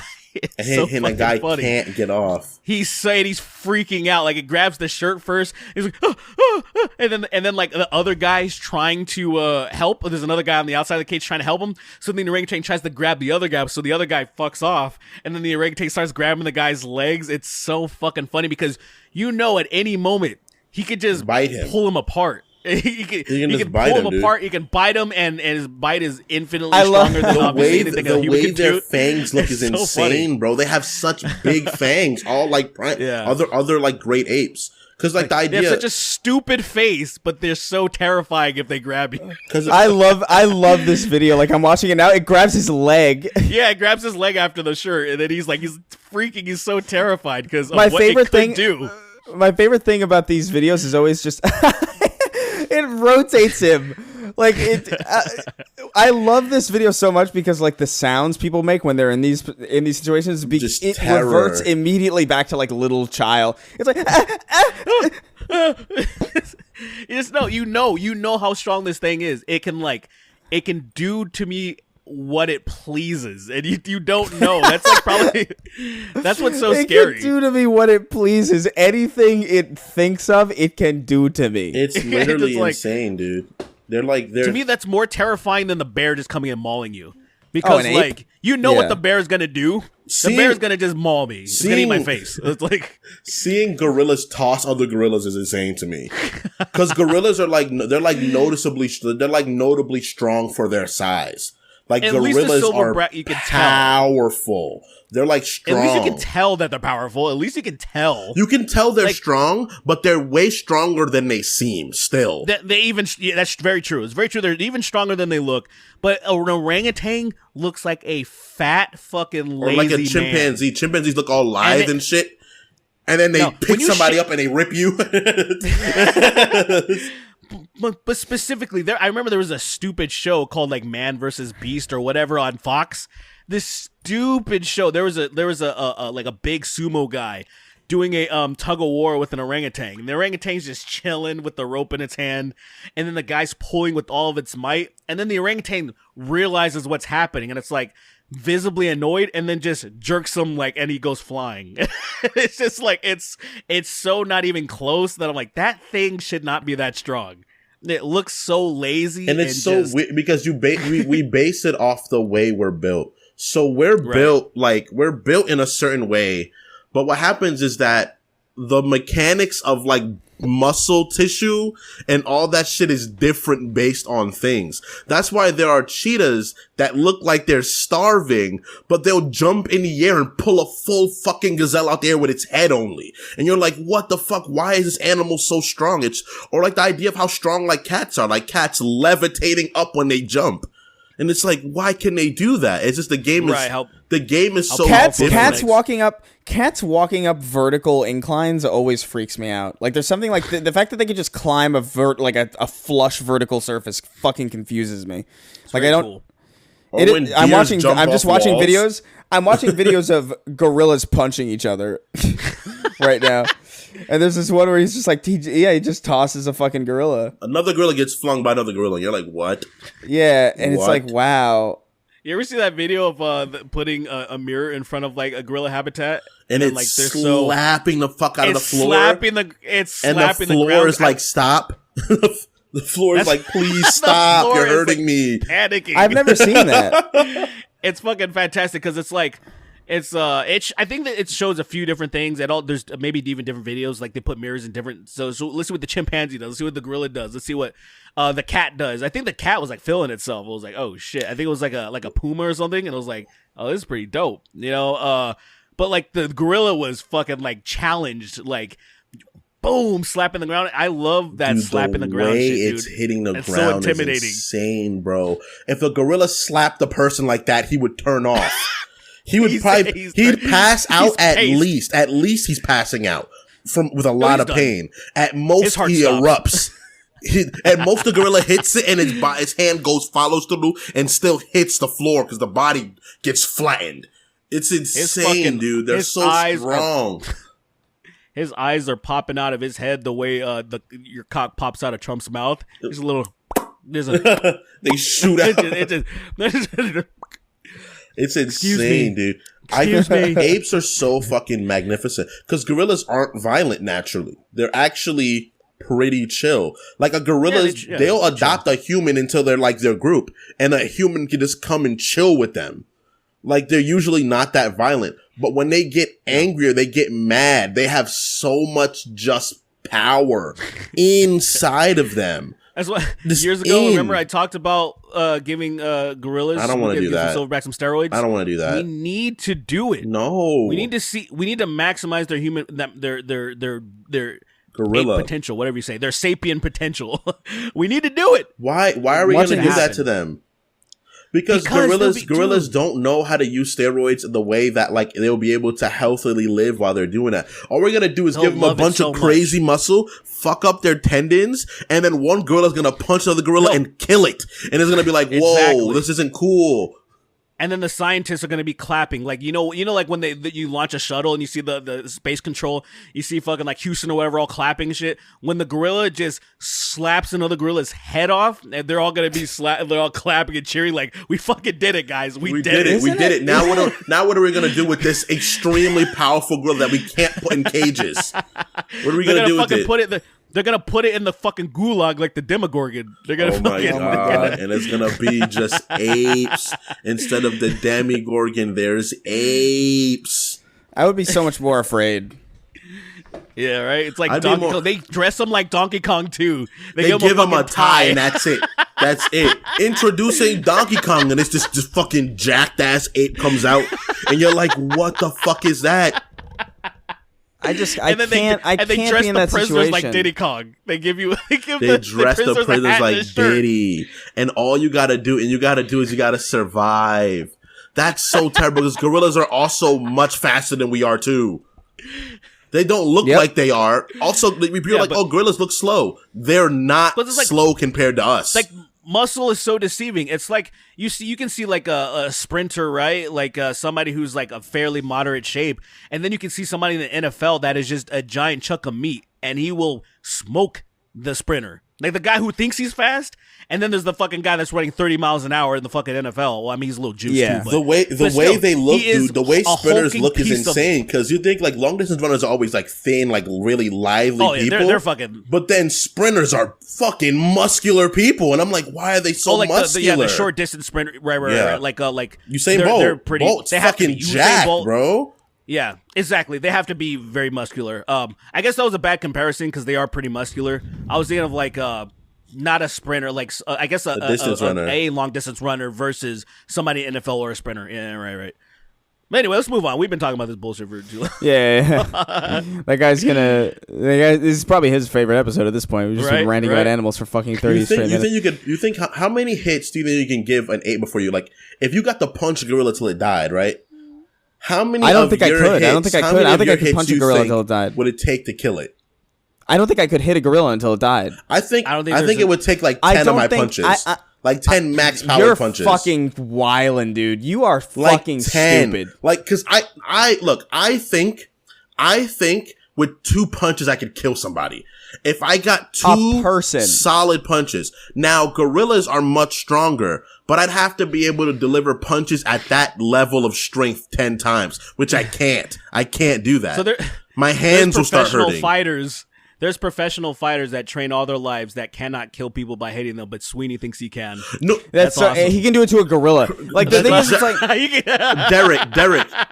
Do you think Ngannou could not kill a person if he got to hit him square in the temple? If he got to hit somebody square in the temple, he could kill them. He uppercutted somebody in his jaw so hard, and he's still alive. But that's not to kill. Kingston, I need you. I can't believe you're. He's trying to. He hit him as hard as he could.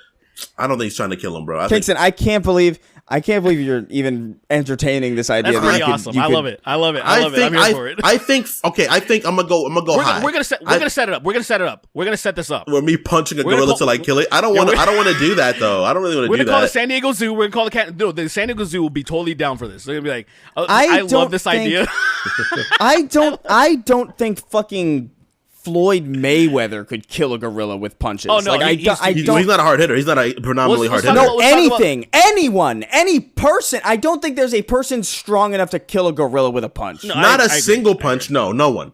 Any number of punches. I think you can. Absolutely, you can. I think they will shatter their hand on a gorilla. Beforehand, yes. They will shatter their hand before they do it. But I think if you can get someone to deliver a maximum level of punches consistently, as if they weren't taking damage from delivering the punches. So a complete impossible means of doing it. But if you got Ngannou 10 times, like 10 of his most powerful hits, like he kicks his leg up and everything. I think you could hit a gorilla. You could hit a gorilla in the head with a car probably, and it would be fine. Nah, it would die, but it would be hurt. It wouldn't die. I think Francis Ngannou, his hand would explode, just like anybody else's hand would explode on a gorilla.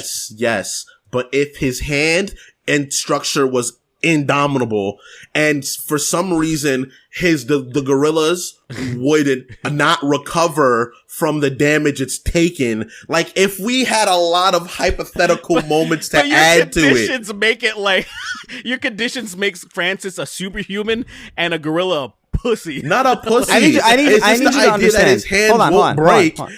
Kingston. I need you to understand this because I just looked this up. How strong can a gorilla punch? We've seen. No, but what I'm saying is like we've seen gorillas punch other gorillas.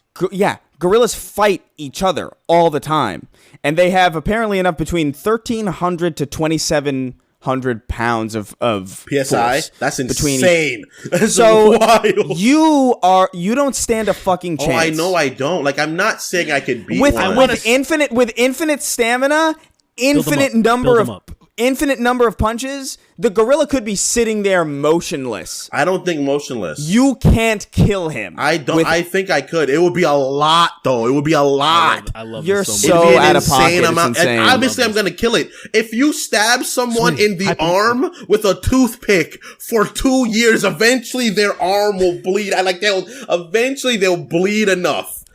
Yeah, Kingston, because they're taking damage. Yes. You are not damaging that gorilla. I can damage a gorilla. It will be minuscule. Your punch to that gorilla would be way, way less than if I stabbed you with a toothpick. I don't think it'd be way less. I think absolutely. It would be negligible. Let's put it this way. Sweet, let's put it this way. Do you think a 2-year-old could eventually punch a grown adult to death? Eventually, in a long, long, long, long time. The 2-year-old will get bored. Its hand will break. The person will move. Like a lot of things will just stop it from happening, obviously. But like, this is my favorite conversation ever. There's moments, when you're like playing with a 2-year-old and then it like open hand hits you and you're like, that didn't hurt a lot. But like, I felt that kid definitely hit me, Obviously, it doesn't do like remarkable damage to you, but you're like, I actually noticed this little piece of shit. Like, your little piece of shit just hit me open hand. Like, what the fuck? Those kind of interactions. Like, obviously, we've never seen a gorilla throw a punch with proper form. If it did that, it would be something outrageous. It'd be like, whoa. Like, it's so crazy to like, even like when Donkey Kong throws a real punch, everyone's like, holy shit, that punch is wild. But the idea is that like, you gotta, if a lot of impossible stipulations were met to allow this moment to actually exist, No, but what It's I'm saying possible. is what I'm saying is that your rules sort of imply that people have HP. Like you're operating off of HP rules, Well, where we like, kinda a mosquito do. bite is 0.5 HP. Well, no, not So, like, exactly like that. But we can take only so much damage before we kill over. You know. No, but what I'm saying is like there's a certain that's not how that works. Chris, it is absolutely how it works. It's not as Kingston, numerical. you can't- It's not as numerical as HP. But at a certain point, if a car is moving fast enough, it'll do enough damage that it will straight kill you. Right, Yes. but what I'm saying is like you punching it isn't damage. That's what I'm saying. You cannot damage a gorilla. I can. Is this It would- not it would- a it would lot be- at all? It would be like saying like you could, if you lightly dropped a leaf on a mouse 2 million times, it would die. Like it wouldn't. It's No, a it leaf. wouldn't, because it's a leaf, obviously. But if I'm punching you're like a this leaf to a gorilla, gorilla, I'm son. not a leaf. I'm like at most a cat's claw. I'm like a little cat's claw. A little cat's claw. It's like a girl, like a burly person. It's like, oh, this is annoying at best. So you think a cat could slap a man to death? A cat could claw a man till he rips him open eventually. No. But that's I'm weapons. I'm not That's arguing. weapons at that point. But I'm not arguing that a cat could slap him to death. I'm arguing that I'm the idea of I'm a little claw. Like I'm a little something that though it's not doing a lot of damage, it's doing something. And eventually, I can't wait to see the reaction to this. It may be 5,000 hours. So giddy. I'll kill it. I almost want to end the show now and just post this now to see like because I'm so curious. This clip needs to go up. It's insane. I'll edit this part out and I'll freaking I'll throw it up on the Snark tank. Just so everybody's no like, editing. what the fuck, dude? Like, what the fuck? It sounds stupid. I think it's possible. I don't think. Obviously, in a rudimentary sense, if I punch a gorilla, the gorilla is probably going to notice I punch it, then pick me up and throw me in the air real high and then leave. And I'll hit the ground and die. These stipulations that need to happen are so There's so fucking many just stupid stipulations. I know, but it's like, unreal. it's like somehow your hand doesn't break. Somehow the gorilla is just trapped in a place where it's getting hit. You would need infinite stamina. You would need to not take damage from the punches. Yeah, there's no recoil. You would need a consistent stream of punches for years. You would need the ability to not get tired. Yes, you would. Not years. Kingston. That's crazy. You would need years. And you would you would need the gorilla to have osteoporosis or something. Like something that would like make its bones like not supremely years, but brittle. like definitely like a lot. Because the thing about this is that once you throw a hard punch, you're not gonna be able to throw a punch that hard and again. You know, you're using something. You tap the energy pool. You know, you use it. Your man is so low. like you're not gonna be able to throw a haymaker or a crossbody punch. That's the strongest one. Like a crossbody punch is the strongest punch you can deliver as a person. The strongest punch is whatever punch kills him. So like it's the idea of like you're not gonna be able to throw a fucking Michael J. White crossbody punch 45 times to kill an ape before your hand pops or you fucking just get tired. You know, you're not going to be able to do that. You might be able to like maybe punch a tooth out. Maybe. I think which would, by the way, cut you and kill you probably. I think you'd hit it like Let's move on. We have some more questions that we want to get There's to. only one way to find out. I'm going to call it San Diego Zoo. We'll arrange it. On this. Yeah. Well, the next live show in Vegas, we're going to have a whole intro where Sweeney punches a gorilla, and we'll see what happens. That's so not cool. That's so not cool at all. Me just beating up a gorilla, and I'm like, I don't want to do this. And then like, we bought the gorilla out here for you to beat it till it dies. All right, it's no longer any food there for it. It has no longer home. We gave its bed to another gorilla. You got to kill it. Yeah, you got to back your words up, man. Damn, bro. Let's see. Sad. Gay for Pay wrote in, and he says, "Can Sweeney kill a gorilla?" Yeah, that also was a question. Jordan the B stands for Buttplug Peterson. Wrote in. He says, "Hello. Nice. First of all, thank you for letting me marinate my brain in this cauldron of fettered bong water of a podcast for the last few years. I've been listening since the Jakey episode, and it's been a delight. Thank you, man. Nice. Oh, sick. That's really early. It's like one of the first. I wasn't even part of the thing yet. Yeah, that was before. Like that was like the first 5 episodes. So it's sick. Anyway, down to the nitty gritty. A freak cosmic incident forced the three of you to swap consciousnesses with each other. How would you wreak havoc in each other's bodies? Oh no. Oh man, where would I Oh, start? Sweeney, I would immediately run to the zoo and just start fucking hitting every animal. And run to the zoo Just start and then just hitting let every me, animal. let me get killed. If I was Chris, I would just start saying the N-word a lot. Like way too I comfortably. figured, Like yeah. way too comfortably. Like way too comfortably. And like I'd be really aggressive about it too. But Oh man, I don't know. That's pretty evil.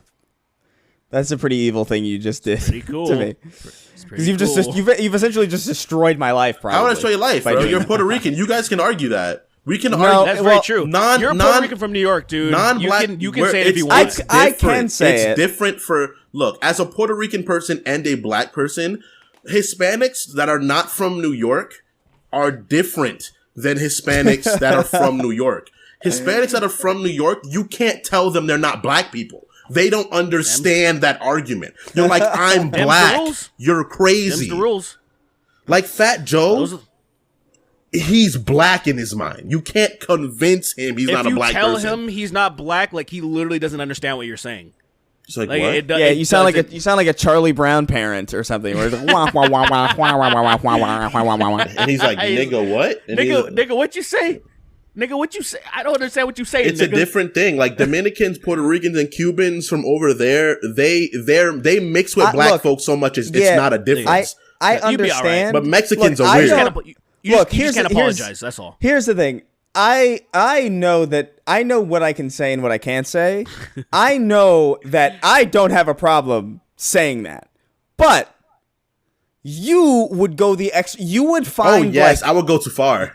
you would go you would find the hard Rs. the Hard you Rs. would find the most fluorescent lighted room, the most like you'd like lower the saturation to make me even whiter, and then you'd say the hard ER 40 times. I would say I You know would what I mean? type it out to people. Like it'd be Yeah. like a greeting, like Actman would tweet something, and I'd be like, I would just tweet out the N-word in the response, and everybody's like, yo, Yeah. and you're like, what? Because I used to tweet the soft A all the time. Like it's like who the fuck cares? But I that's fucked up. Like that would fuck me up. I think. I Like don't if you think it just would. went on if you went on video and were just like hard R in like in my whitest appearance. The Like thing is that you that can would say you require can't too apologize, much. though. You can't That would apologize. require too much context for it to like everything's over. But Give him a Macklemore haircut and shit. That'd be dope. yeah. You can't apologize. You gotta say it and be like, I'm stoic about this. I said You just the have to N-word. be. Yeah, at that point, you just have to be like, I'm this now. This is me now. This is me. I You got to say commit this. to it. I You say can't. this. There's no going back. You I like think, that punk ass black bitch? You're that guy. Yo. You're that fucking guy. Yeah, like Yeah. no one's coming after him, even though there's no way he should be saying that. You know? You shouldn't be saying it at all. If I was, oh man, if I was in Sweeney's body, I would like. I think I would just. I think I would try and cause as much damage internally as possible. I think I would like eat like I would have like Airheads for breakfast. I would like whenever I would like play a video game and like get angry and then stomp the ground real hard so that my knees weaken. What Like, is all sorts of wrong things. with you? You're trying to kill me. You just tried to cancel me. Chris, no. I'm trying to open you up to a whole nother demographic of people that are gonna fuck with you. Yeah. You actually okay. would probably actually be Bro. way more rich and successful. I'd definitely be like rich. You'd grow way more. You'd be like on rap tracks. You'd Can be you like believe you'd be cancels who? We'll see. Up yours, woke moralists. We'll see who cancels who. you'd be like accepted by the black community entirely on Twitter because you're not afraid to say the N-word. All the Black one, Twitter accepts you. all the ones you're that don't part of the bitch- Daily Wire now. Exactly, bro. You'd be hanging out with fucking Dave Rubin again. Like it'd be fucking amazing, dude. Oh, my best friend, Dave Rubin. I think there's a question. Wait, I think there's a question about. Oh, yeah. I hope so. Oh, Nikki I Ziggy definitely- wrote in. Oh hell yeah! Shout gonna out be- to Nikki Ziggy. Shout out to Ziggy. Yeah. Go ahead. We're seeing her later, right? Yeah, we are hanging out with her Saturday. Isn't that's interesting? Oh yeah, it's Saturday. I keep thinking every day is today for some reason. Nikki Ziggy wrote, he says, "Hey guys, when the conservatives completely take over the country, or at least continue trying, and they outlaw gay marriage and LGBTQ rights, do you think Dave Rubin will still praise the right and say how his hubby and how his hubby and children hate gays like him?" Yes, but here's the difference. He has the money to move out of the country, so yes, he will move and then continue doing his hateful, self-loathing rhetoric. Yeah, he'll go to Canada. He'll go to Canada and he'll be like, yeah. Just like all the Canadian commentators. It's very They fucking all bizarre. have so much to say about America. I love it, dude. I've seen this multiple times be praising Chick-fil-A and shit. I'm like, what is wrong with you, dude? The CEO thinks you're an abomination, and you're like, I love this company. You know, the thing I love Chick-fil-A, bro. I love Chick-fil-A. No, but I'm not the food, gay. but the company. He's like, this nigga's he's repping with the company, though. He's like, it's not even about the fucking food. I get a better chicken sandwich at Chick-fil-A. Fuck that shit. He doesn't even like it. He doesn't even like it that much because, like, he's explicitly said multiple times. Or I think there was a point where he was like, "Man, Chick-fil-A took the L on this." You remember when there was like this whole thing with the where Popeye sandwich and their sandwich? No, I think there was like a thing where they stopped donating to a thing. Oh, or right, something. right. You're right. I remember that. I think Chick-fil-A stopped donating to a conversion therapy center, and Dave Rubin was like, "This, I can't believe they would. It's not that exactly. I'm exaggerating for the purpose of a joke." But it was something like that, where like they just announced that they weren't going to be supporting something anymore, and he was like, "I can't believe, oh man, Chick-fil-A really like bent the knee or something." Yes, or like it's like anytime like he'll be like, "Oh, I can't believe Disney's doing this. I'm canceling my Disney Plus subscription." And he's tweeted that exact tweet like 40 times. It's like it's just so embarrassing. Remember back in the day? Just admit you don't care. Like I don't care either. I don't. Chick-fil-A could be frying people in the back, and I'd be like, man, maybe I'll get it less. These nuggies are pretty good. If I've said this before, I've said this before on the podcast. If my favorite pizza place in New York came out and said, "We wish for the death and extermination of all Puerto Rican people. They are less than. They deserve death," I would be like, damn. I couldn't do that. I'd be like, fuck, man. I have to wear a mask when I go there now. I couldn't do that. Could you do that, Derrick? So here's the thing. Damn, this motherfucker is. Here's the thing. Good food is fucking half of the joys of life for me, man. For real, it is. Here's the thing. I'm never showing my face at that establishment. That's for sure. But I will Grubhub. You'd order it. I am Grubhubbing that slut. But like, I want to say something. I want to say something that's actually really clever. This is really clever. It was on that movie Clerks 2. There was like a scene where one of the clerks was perceived as racist, and there was a black couple, and the woman was like, "Fuck it, we're not eating here" and stuff. And the dude was like, "You can't taste racism, baby," trying to convince her that like we can still eat this because it's food. You can't taste racism. And I was like, that's a good argument. I could not do that. I could not. Well, the thing is, there's already an insanely huge moral hypocrisy in all of the food we eat anyway, because they like rape cows and fucking torture chickens and like do all this fucking shit. I've seen that shit first person, and that shit is sad. It's a good point, because you don't have to do it that way. But it's the idea is that like they're not killing it with hatred though. They're slaughtering them brutally. They're brutally slaughtering them, but they're not murdering them. They're not like what? Because they're slaughtering them in a very like brutal manner. Like they don't have to go about it like that. Well, it's very inhumane. No, it is murder. It's not murder. It's not murder. It's slaughter. It is a type of murder. That's the same. Slaughter. It's not the same thing. Slaughter. No, there is a premeditated reason why they're killing these things. That's murder. Well, no, they're slaughtering them to eat. You're not killing You're not killing a cow just to fucking kill it. You're killing it because you're eating it. Yeah, but that's but not the reasoning. The reasoning doesn't really like. Here's the thing. Though. No. In the legality between people, yes. But here's the definition of murder: the unlawful, premeditated killing of one human being by another. Yeah, it's not human. It's not murder. The only reason it's not murder is because it is sanctioned. You're allowed to do it. You're allowed to do it. That's the only reason why it's. That's why it's called slaughter. You slaughter animals. or you slaughter things that aren't sentient. But Kingston, if somebody was like, I'm going to go slaughter some children, you would still probably be like, oh, you probably shouldn't do that. No. And bad. In colloquially, they're just saying that they're killing things that they don't value as creatures. And I'd be like, oh, you don't value children as creatures, you're sick. But when people kill animals, like when you take a lamb to the slaughter, you're not killing it because it's like this dumbass punk-ass lamb, I hate it. You're killing it because you're going to eat it. Though. No, but that's not the conversation. What we're saying is the conditions that they're kept in is fucked. It's objectively like a lot of suffering happening, and then look, man, it's delicious. Sorry, I'm sorry, PETA, but like it's fucking delicious. So it's right. Acknowledge that it's when they say meat is murder. They're right.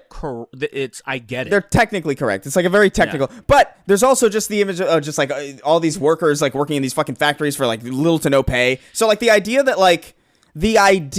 the line would be, oh, the CEO feels this way about this group of people is insane to me, because it's like they're not really doing anything. They're just they just have a stupid opinion, but it's not any worse than anything else that any other CEO does, really. As long as they're providing a service that's good, like fucking whatever. I understand, and here I think this is really important. Because I don't think the people that would boycott Chick-fil-A because of the CEO. I think they're totally validated. And the people that don't care about that shit, fair enough. But I think they're validated because, remember when Sterling came out? He was a former owner of the Clippers, and he was just like, oh, don't hang out with Magic Johnson because he's black, essentially. He got exposed, and they made him sell the Clippers and shit because, like, fuck this. We're not, literally, the NBA is the black sport. That is the sport of the nigga. You know what I mean? And you can't be an owner and be just seethingly racist. So, but here's the problem. A lot of those other owners are probably just as racist. Absolutely. But they're not stupid enough to shoot their mouths off. Like Hunter. That's why Hunter Biden's a real nigga, because Hunter Biden's doing that shit and recording it. And I bet it got out. He's going to be like, so what they saw me do it. And I'm going to keep doing it.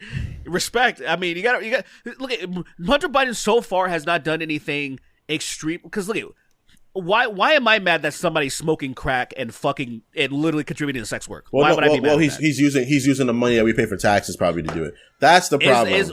Very likely. Maybe. Very likely. Maybe. I'm still not. I don't know, man. I'm still not entirely convinced. I think that pedophilic stuff might be real, and that's why I'm getting scared. I get scared. I just need to see. When I see evidence of, like, say, Trump being on the black books of Epstein and shit, I'm like, there's more evidence of that. Because dude, I saw a tweet. I kid you not. And I'm sure this sentiment is echoed by a few completely just slack-jawed morons. They're like, just because they visited the island doesn't mean they did something, like, nefarious. And I'm like, do you know how many islands there are?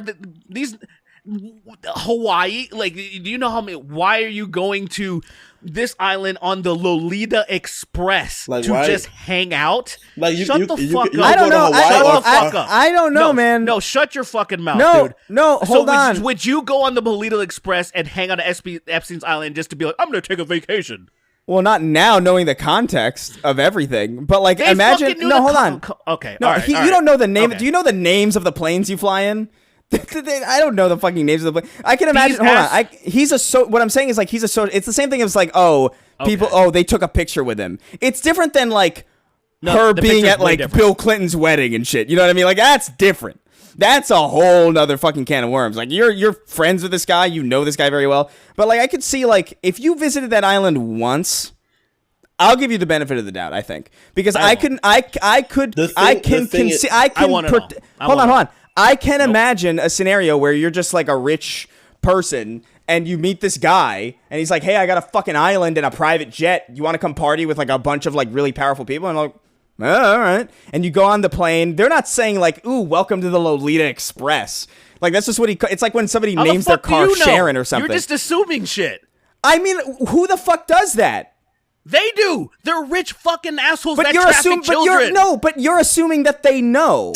Dude, I'm just doing the logical conclusion. I'm in the middle with this. Think of it like this. Let me get my point. There are so many other things that you can. Hold on, there's so many other things and so many other places you can party with, and you think just Epstein, with all the illegal shit he's doing, he's just being an asshole saying, "I'm going to incriminate these people."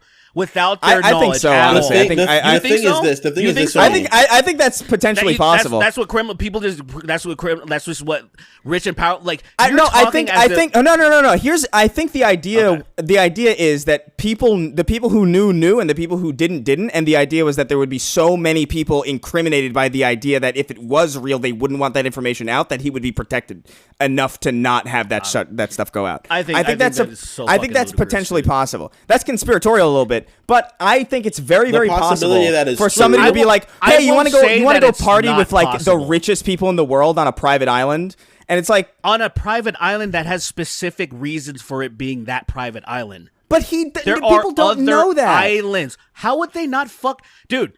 How would you assume that? Would you assume that if somebody was like, "Hey, come to a private island. We're gonna go party in a private island. I'm a rich person. There's gonna be a bunch of rich people." There's a reason they go to that island. You're not listening. There are plenty of other islands they can go to party. That fucking island is to bang and get massaged by fucking little girls. Do you think people went to Fire Festival? Okay. Do you think people went to Fire Festival because they assumed it would be just a pedophile ring, and everybody was like, "Oh, I can't wait to go to this pedophile ring on this private island"? Was Fire Festival a pedophile ring? No, that's what I'm saying. But it's a party on a private island. You're literally that was a. You don't think it's possible that one person. I'm asking you a question. I'm not even saying that it is completely impossible. I am saying I am using logic here. My logic is, look at so this is what I feel like people do this all the time. It's just like people that think that like rich people can't kill and murder and get away with it. It's like how people think conspiracy theories can't be conspiracy theories because they can't. They always try to put themselves in the situation. They always try to enter themselves into a situation that they have no business ever being in, or they will never be in that scenario ever. So they can't detach themselves from this shit. They're always trying. You're like, just right now, you're trying to enter yourself saying, "I can see this happening to me." You're not these rich elite people. I could see this happening to a person. Okay, so you're not a rich elite people. You're not them. Stop trying to put yourself in their shoes. Let me finish. So there are plenty of fucking islands everywhere where people party and have a good time and do all this shit. There is this island that has this specific reason why people go there. And what you're saying, well, I guess they just have, Bill Clinton has gone multiple times, and we already know Bill Clinton's a huge fucking pervert. It makes a lot of sense why he's done it a lot of times. I think everybody who was there more than once has some splaining to do. The thing is, but even the people that went one. Now look at it is very sorry. I need to hammer this home because I feel like it's one of those things that you can be. It is definitely possible to end up somewhere where you're like, oh, a very illegal shit's going on, and then you're just, I'm out of here. And then here's the thing: if you witness something really egregious happening, say for example, or let's just say for the sake of argument, which I feel like is so highly unlikely, they just went there to party and they had no knowledge of any of the shit that's going on in that island, that specific island. I feel like that's so ignorant that, like, because these people go to that, there's some weird shit going on at that island specifically. And I think that Epstein only has one island, or all these people they have multiple fucking places they can go. No, because Nicolas Cage bought all the islands. He owns all the other ones. That's the island. Who's the Virgin Islands guy? I'm sure he has, all of his bullshit. Know. I'm just saying that guy that earns Virgin. No, but I'm saying sure it's a party at an island. Let's think about it this way. I guess I'll put it in one of the most simplest terms ever. It's like there's clubs, right? You want to go drinking and shit like that, and then there's clubs, just it's owned by regular people, and then there's clubs that that's owned by. You're in Japan, it's owned by the Yakuza. This. Right. And then you fucking go in. And how do you not, like, are you just the dumbest, most ignorant person ever? You're not seeing what's going on in your fucking surrounding, and then there's a bunch of, there's illegal activity going on with these people that do illegal stuff and kill people, and you're just gonna plead ignorance that you had no idea what was happening at all? Like, it just seems fucking stupid. Where it's like, you could have chose any other club. You could have chose anyone that is owned by a regular establishment. You went to the Yakuza club, where they do illegal shit. And they do a bunch of weird shit. You went to the fucking island that this guy, and all the social yeah, circles, but we they know that that's an illegal island now, is what I'm saying. Like, I had no idea who this fucking guy was. The public, you keep inserting yourself into this. I have to. That's how I absorb information. No, you don't. Look, I'm talking that about is the basic. That is the basic foundation of reason. No. I keep saying no. You're still not listening. Oh man, these people, they're not. They look. It's just like the Cosby thing. How many people didn't know about Cosby versus how many people knew? These people in their social circles all fucking knew. You didn't know, and what you're doing right now is being like, "Well, I didn't know." And I'm like, you're not fucking one of these people hanging out with Cosby. That's where my argument comes from. Because it's like the idea where like I could see someone being like, oh, this is a party happening. I'm just gonna go hang out at a party, right? But also at the same time, it's like, how would you get invited? Like getting invited there in the first place is kind of a sign that it's like, the top tier socialites. We're not talking about a high school party where I went to somebody else's city. This is the top tier people, and they all know each other. The thing is, and then because imagine someone going there that just doesn't fuck with that, and they're like, "Yo, I'm snitching.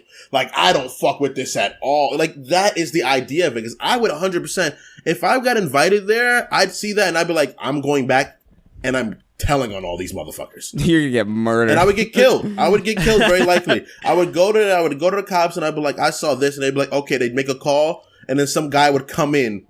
And before I knew it, I'd be getting choked by like some person that came out the shadows. But like, yeah, but you would think, but like, let's just say, for the sake of argument, you think it's more logical to think that the people that go to this island know about the illegal activities happening before. Because I feel like how much of a piece of shit would you have to be like, I'm going to invite you to the island of one of the most fucked up things happening right now and just not tell you a fucking word. And then now, ooh, surprise! Because imagine a shock of someone not being okay with that and then walking into that. That's what I'm like, what the fuck? It's illogical. You would definitely you would brief somebody first, like, well, so we have this island of very, young girls. He probably wouldn't say underage. You'd probably say, my thing is, maybe I'm just optimistic and I don't want to believe that most people are pedophiles. Maybe that's just my thing. It's not even because that's not most people.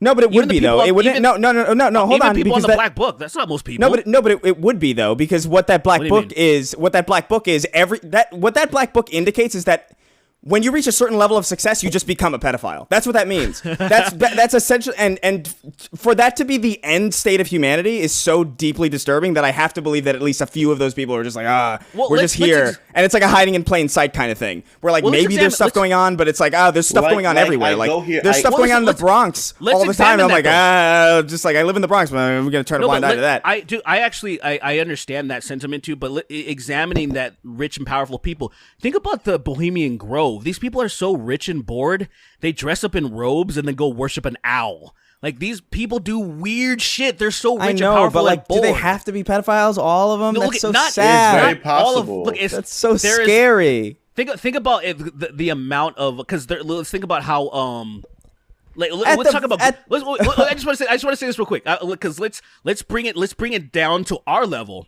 We talk about grooming, right? All these fucking idiots are talking about teachers and transgender people being groomers, yet they completely skip over fucking religious and Boy Scouts, which have the world record of grooming and raping kids.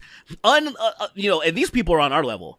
These are people that are you and I that can actually become a part of a church and then just start touching boys, which happens. What happens so fucking frequently. What happens is I think it's not everybody. The Catholic Church is like, yo, they were doing so much more to little boys before we regulated shit. Y'all niggas complaining about 12 boys getting molested. There were hundreds before. We're holding the floodgates back. Here's the thing. Hold on. Before I lose this, that's flagrant too. Before I lose it, hold on. Before I lose this thought, the thing that bothers me most about this is the idea that like, if everybody in the black book is a pedophile. If everybody who went to that island is just like straight up a pedophile, then they also happen to be the richest people. That means that either, that means that either everybody just becomes a pedophile once they have a lot of money, or that in order to be that successful in the first place, you just have to be a pedophile from the get-go. It's like and that's so fucking scary. I think it's an interesting Do you think you can just conversation, become is that a thing that's like you just become a pedophile? Let's break this down. Because we keep saying the word pedophile, but let's be real. What is the ephebophile? Is that what it's called? A phoebophile, like whatever. But here's the thing. So most of those, just being 100% honest, those young girls or like teenagers with developed like tits and stuff. They're young. They're like high schoolers. Let's not even go into this. No, but look. No, I think it's important. I think it's important because when you're saying can you become I don't think anybody can just start liking empty vesseled young, prepubescent. I just want to be real before we move on from this. I think a rich person could go from fucking a 20-year-old to a 14-year-old no problem because they're rich, they don't care, they're bored. I don't think it's a huge leap for them to just be like, this chick is 6 years younger, I don't give a shit, I'm rich and I'm a piece of shit. Because the people at the top, let's think about it, are more times than not pieces of shit.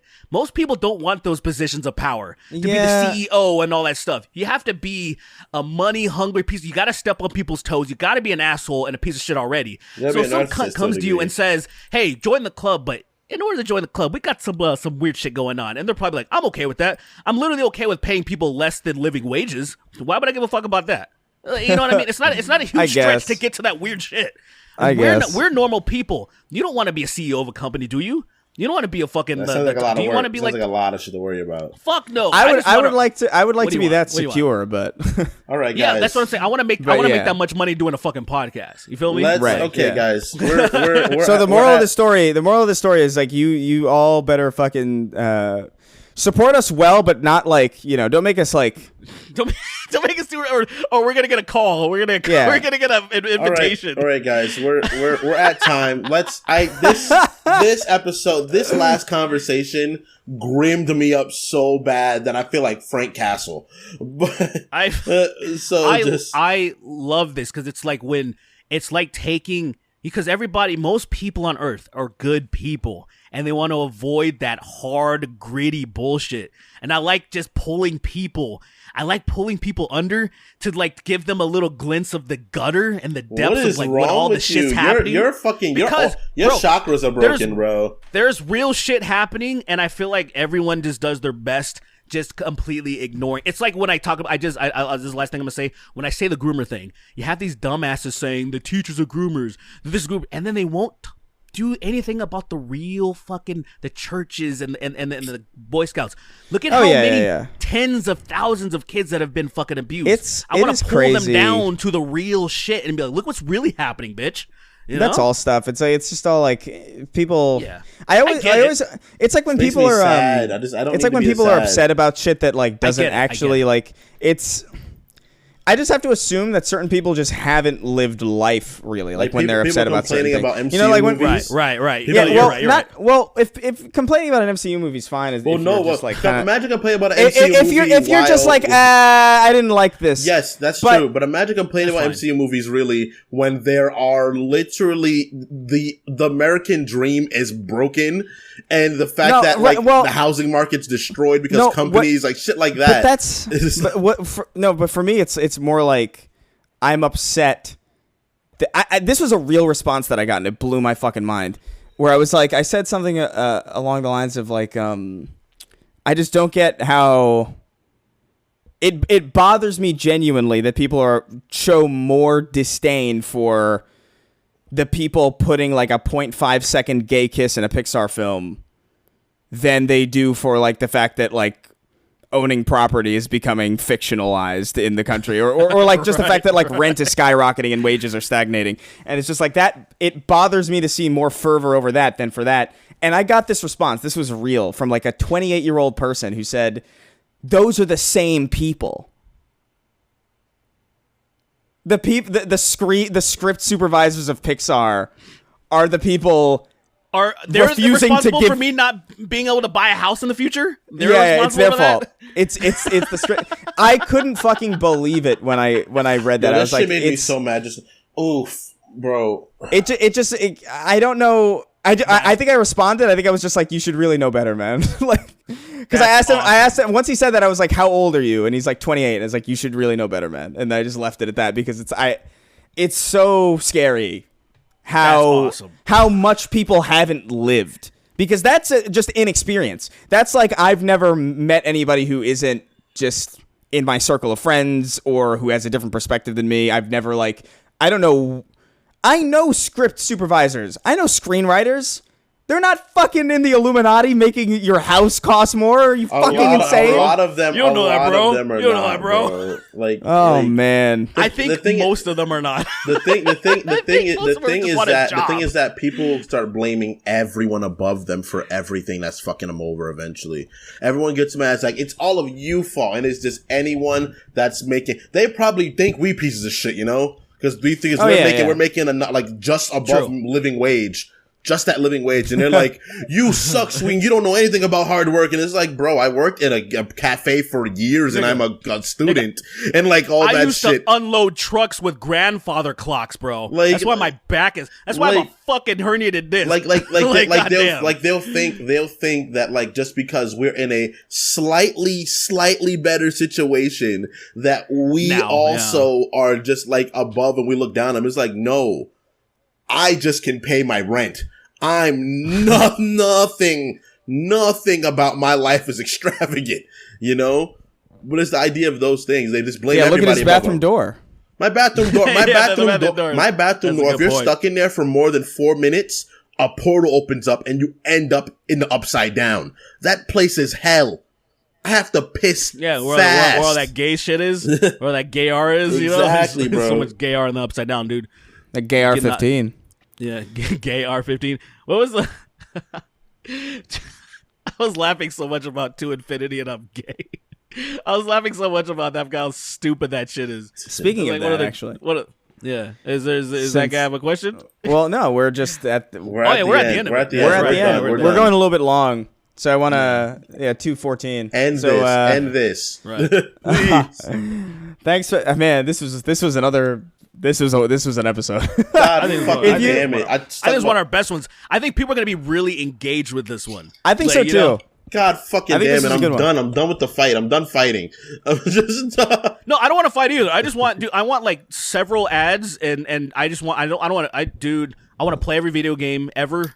And I say I care and get very passionate about bullshit like this. But at the end of the day, in my heart of hearts, I'm in my 30s, guys. I'm done. I'm done. I want food so bad. I want to be rich enough to show my dick to people and not get in trouble. Let's wrap this up. Let's wrap this up because I'm starting to feel hungry, which is like that's bad. I was hungry a while ago.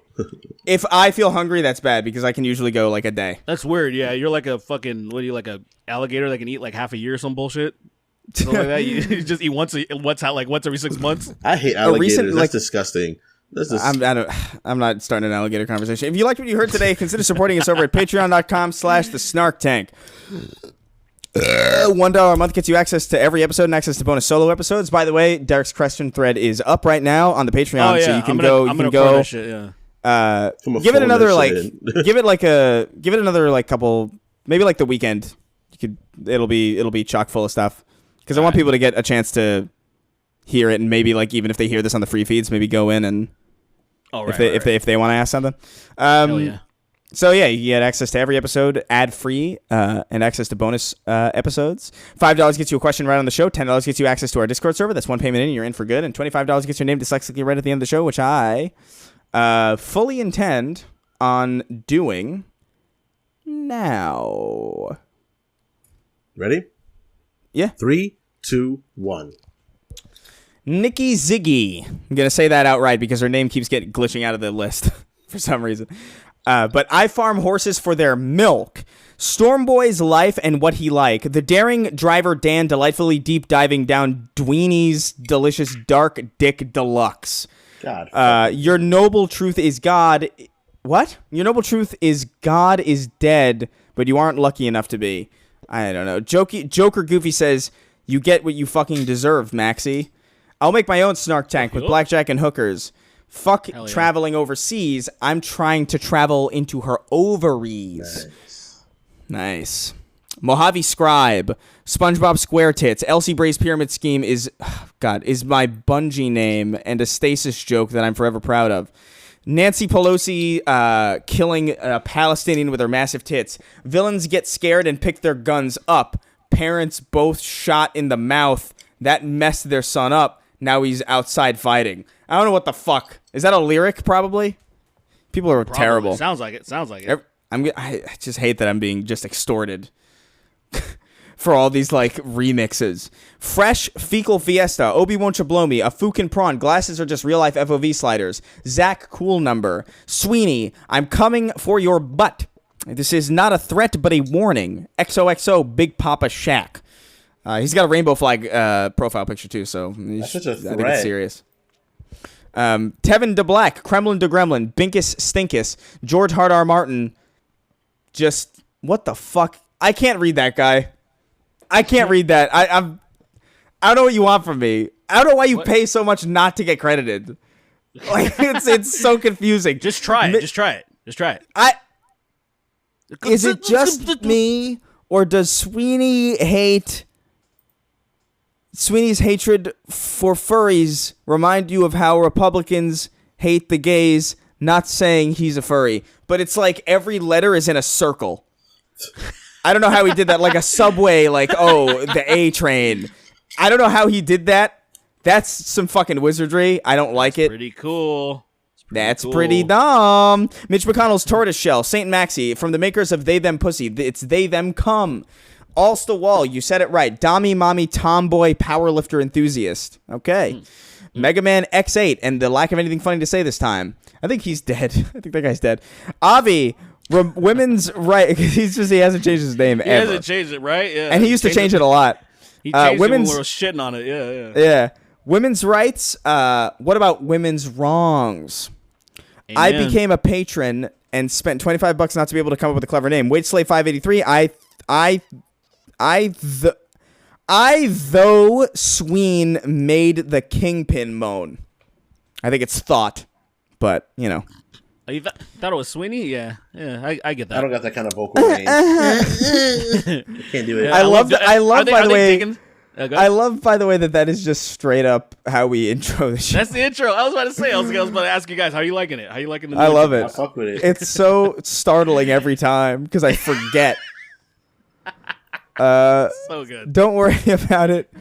I feel gay. Fuck you. Don't worry about it. Just patch me up quick so I can get back out there. Grunted Shadow. Dead Inside. The Papini Brothers Emporium of Bullet-Filled Uncles. Shrinkus Funkledunk, the warlock who is using transversive steps. And $25 gets your name to sexily read at the end of the show, which I will now do. Paraplegics aren't people because people are bipedal. I have PPSD. Ryber525 and the mystery of the sudden uptick in tomboy appreciation. It's been a fun year trying to make you all laugh, but I have to drop down to $5 now after this month. And the name will be Fabadoo. No problem. Fun fact, if you read Amazon reviews for Eddie Sidewalk Chalk, you lose faith in humanity. Have a nice day. I don't even know what that is. Tell him Steve Dave, Antiphus Maximus, wielder of the enchanted bike lock. God is dead because Amber Heard shat in his bed. John Strickland. Mr. Rogers shows you around his crib, but he is not your neighbor. Mercs 1889, Downey McFrowny. If I had a nickel for every time Chris was on a podcast talking of alien fucking was bestiality, I'd have 2 nickels. I was recently mentioned by name in a suicide note. Katie ratio is officially over 1 now. Yeet. The First Church of Keith David. Can you all stop being gay now? You can all stop being gay now. When I was in Chicago, I saw a woman trip at one of the... What? When I was in Chicago, I saw a woman trip at one of the bridges and she dropped her baby in the river. That can't be real. That's so awful if that's true. That's pretty cool, actually. That's so fucking funny.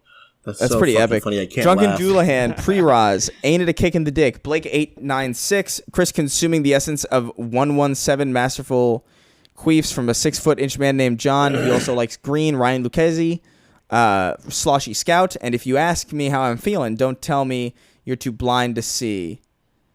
Depraved McBooty Warrior, Babooty, Hard Hat Skydiver, Alaskan Oilfield Trash, Marcus Shorten, Game Controller 25, almost crashed my motorcycle from laughing so hard while you cretins were talked about gooning. Also, I agree with Chris on the roaches. Hell yeah, dude. We're building an army. Egad. If roaches made that noise, maybe I'd feel a little bit worse for them. I wouldn't. I'd kill him. You kill them and that's how they die? Lobotomized Jesus and his merry band of finger nuggets. This guy's name is just 40,000 question marks. To infinity and I'm gay. So good. I love this guy. That's a great one. That's a good shirt. Yes, it is. It's such a shame we missed Pride Month because that would have been awesome merch for us. Man, dude, we need fucking even though merch. we're not What's going gay. on? What's going on, man? need We merch. haven't had two merch in like 200 years. I know. We gotta get on that. I didn't mention this on the show because I guess I am now in the credits, but I'm actually I think I'm gonna kind of revamp the Patreon a little bit, kind of clean it up, get some stuff going, maybe get some merch and all that stuff. I want to like streamline a bunch of stuff. Let's do it. So that's probably gonna be happening very, very soon. Where was I? To infinity, and I'm gay. The only stick I touch while driving is my penis. Parentheses, I masturbate while driving. Wasn't an escalation, but a brief moment of levitation. Yummy, yummy, yummy. Come inside my tummy. Jackson Abstates, Bradley Brave, Hugger Dark, the movie theater manager, Atheorian, Chris Kate, my Bajarian hunting ass.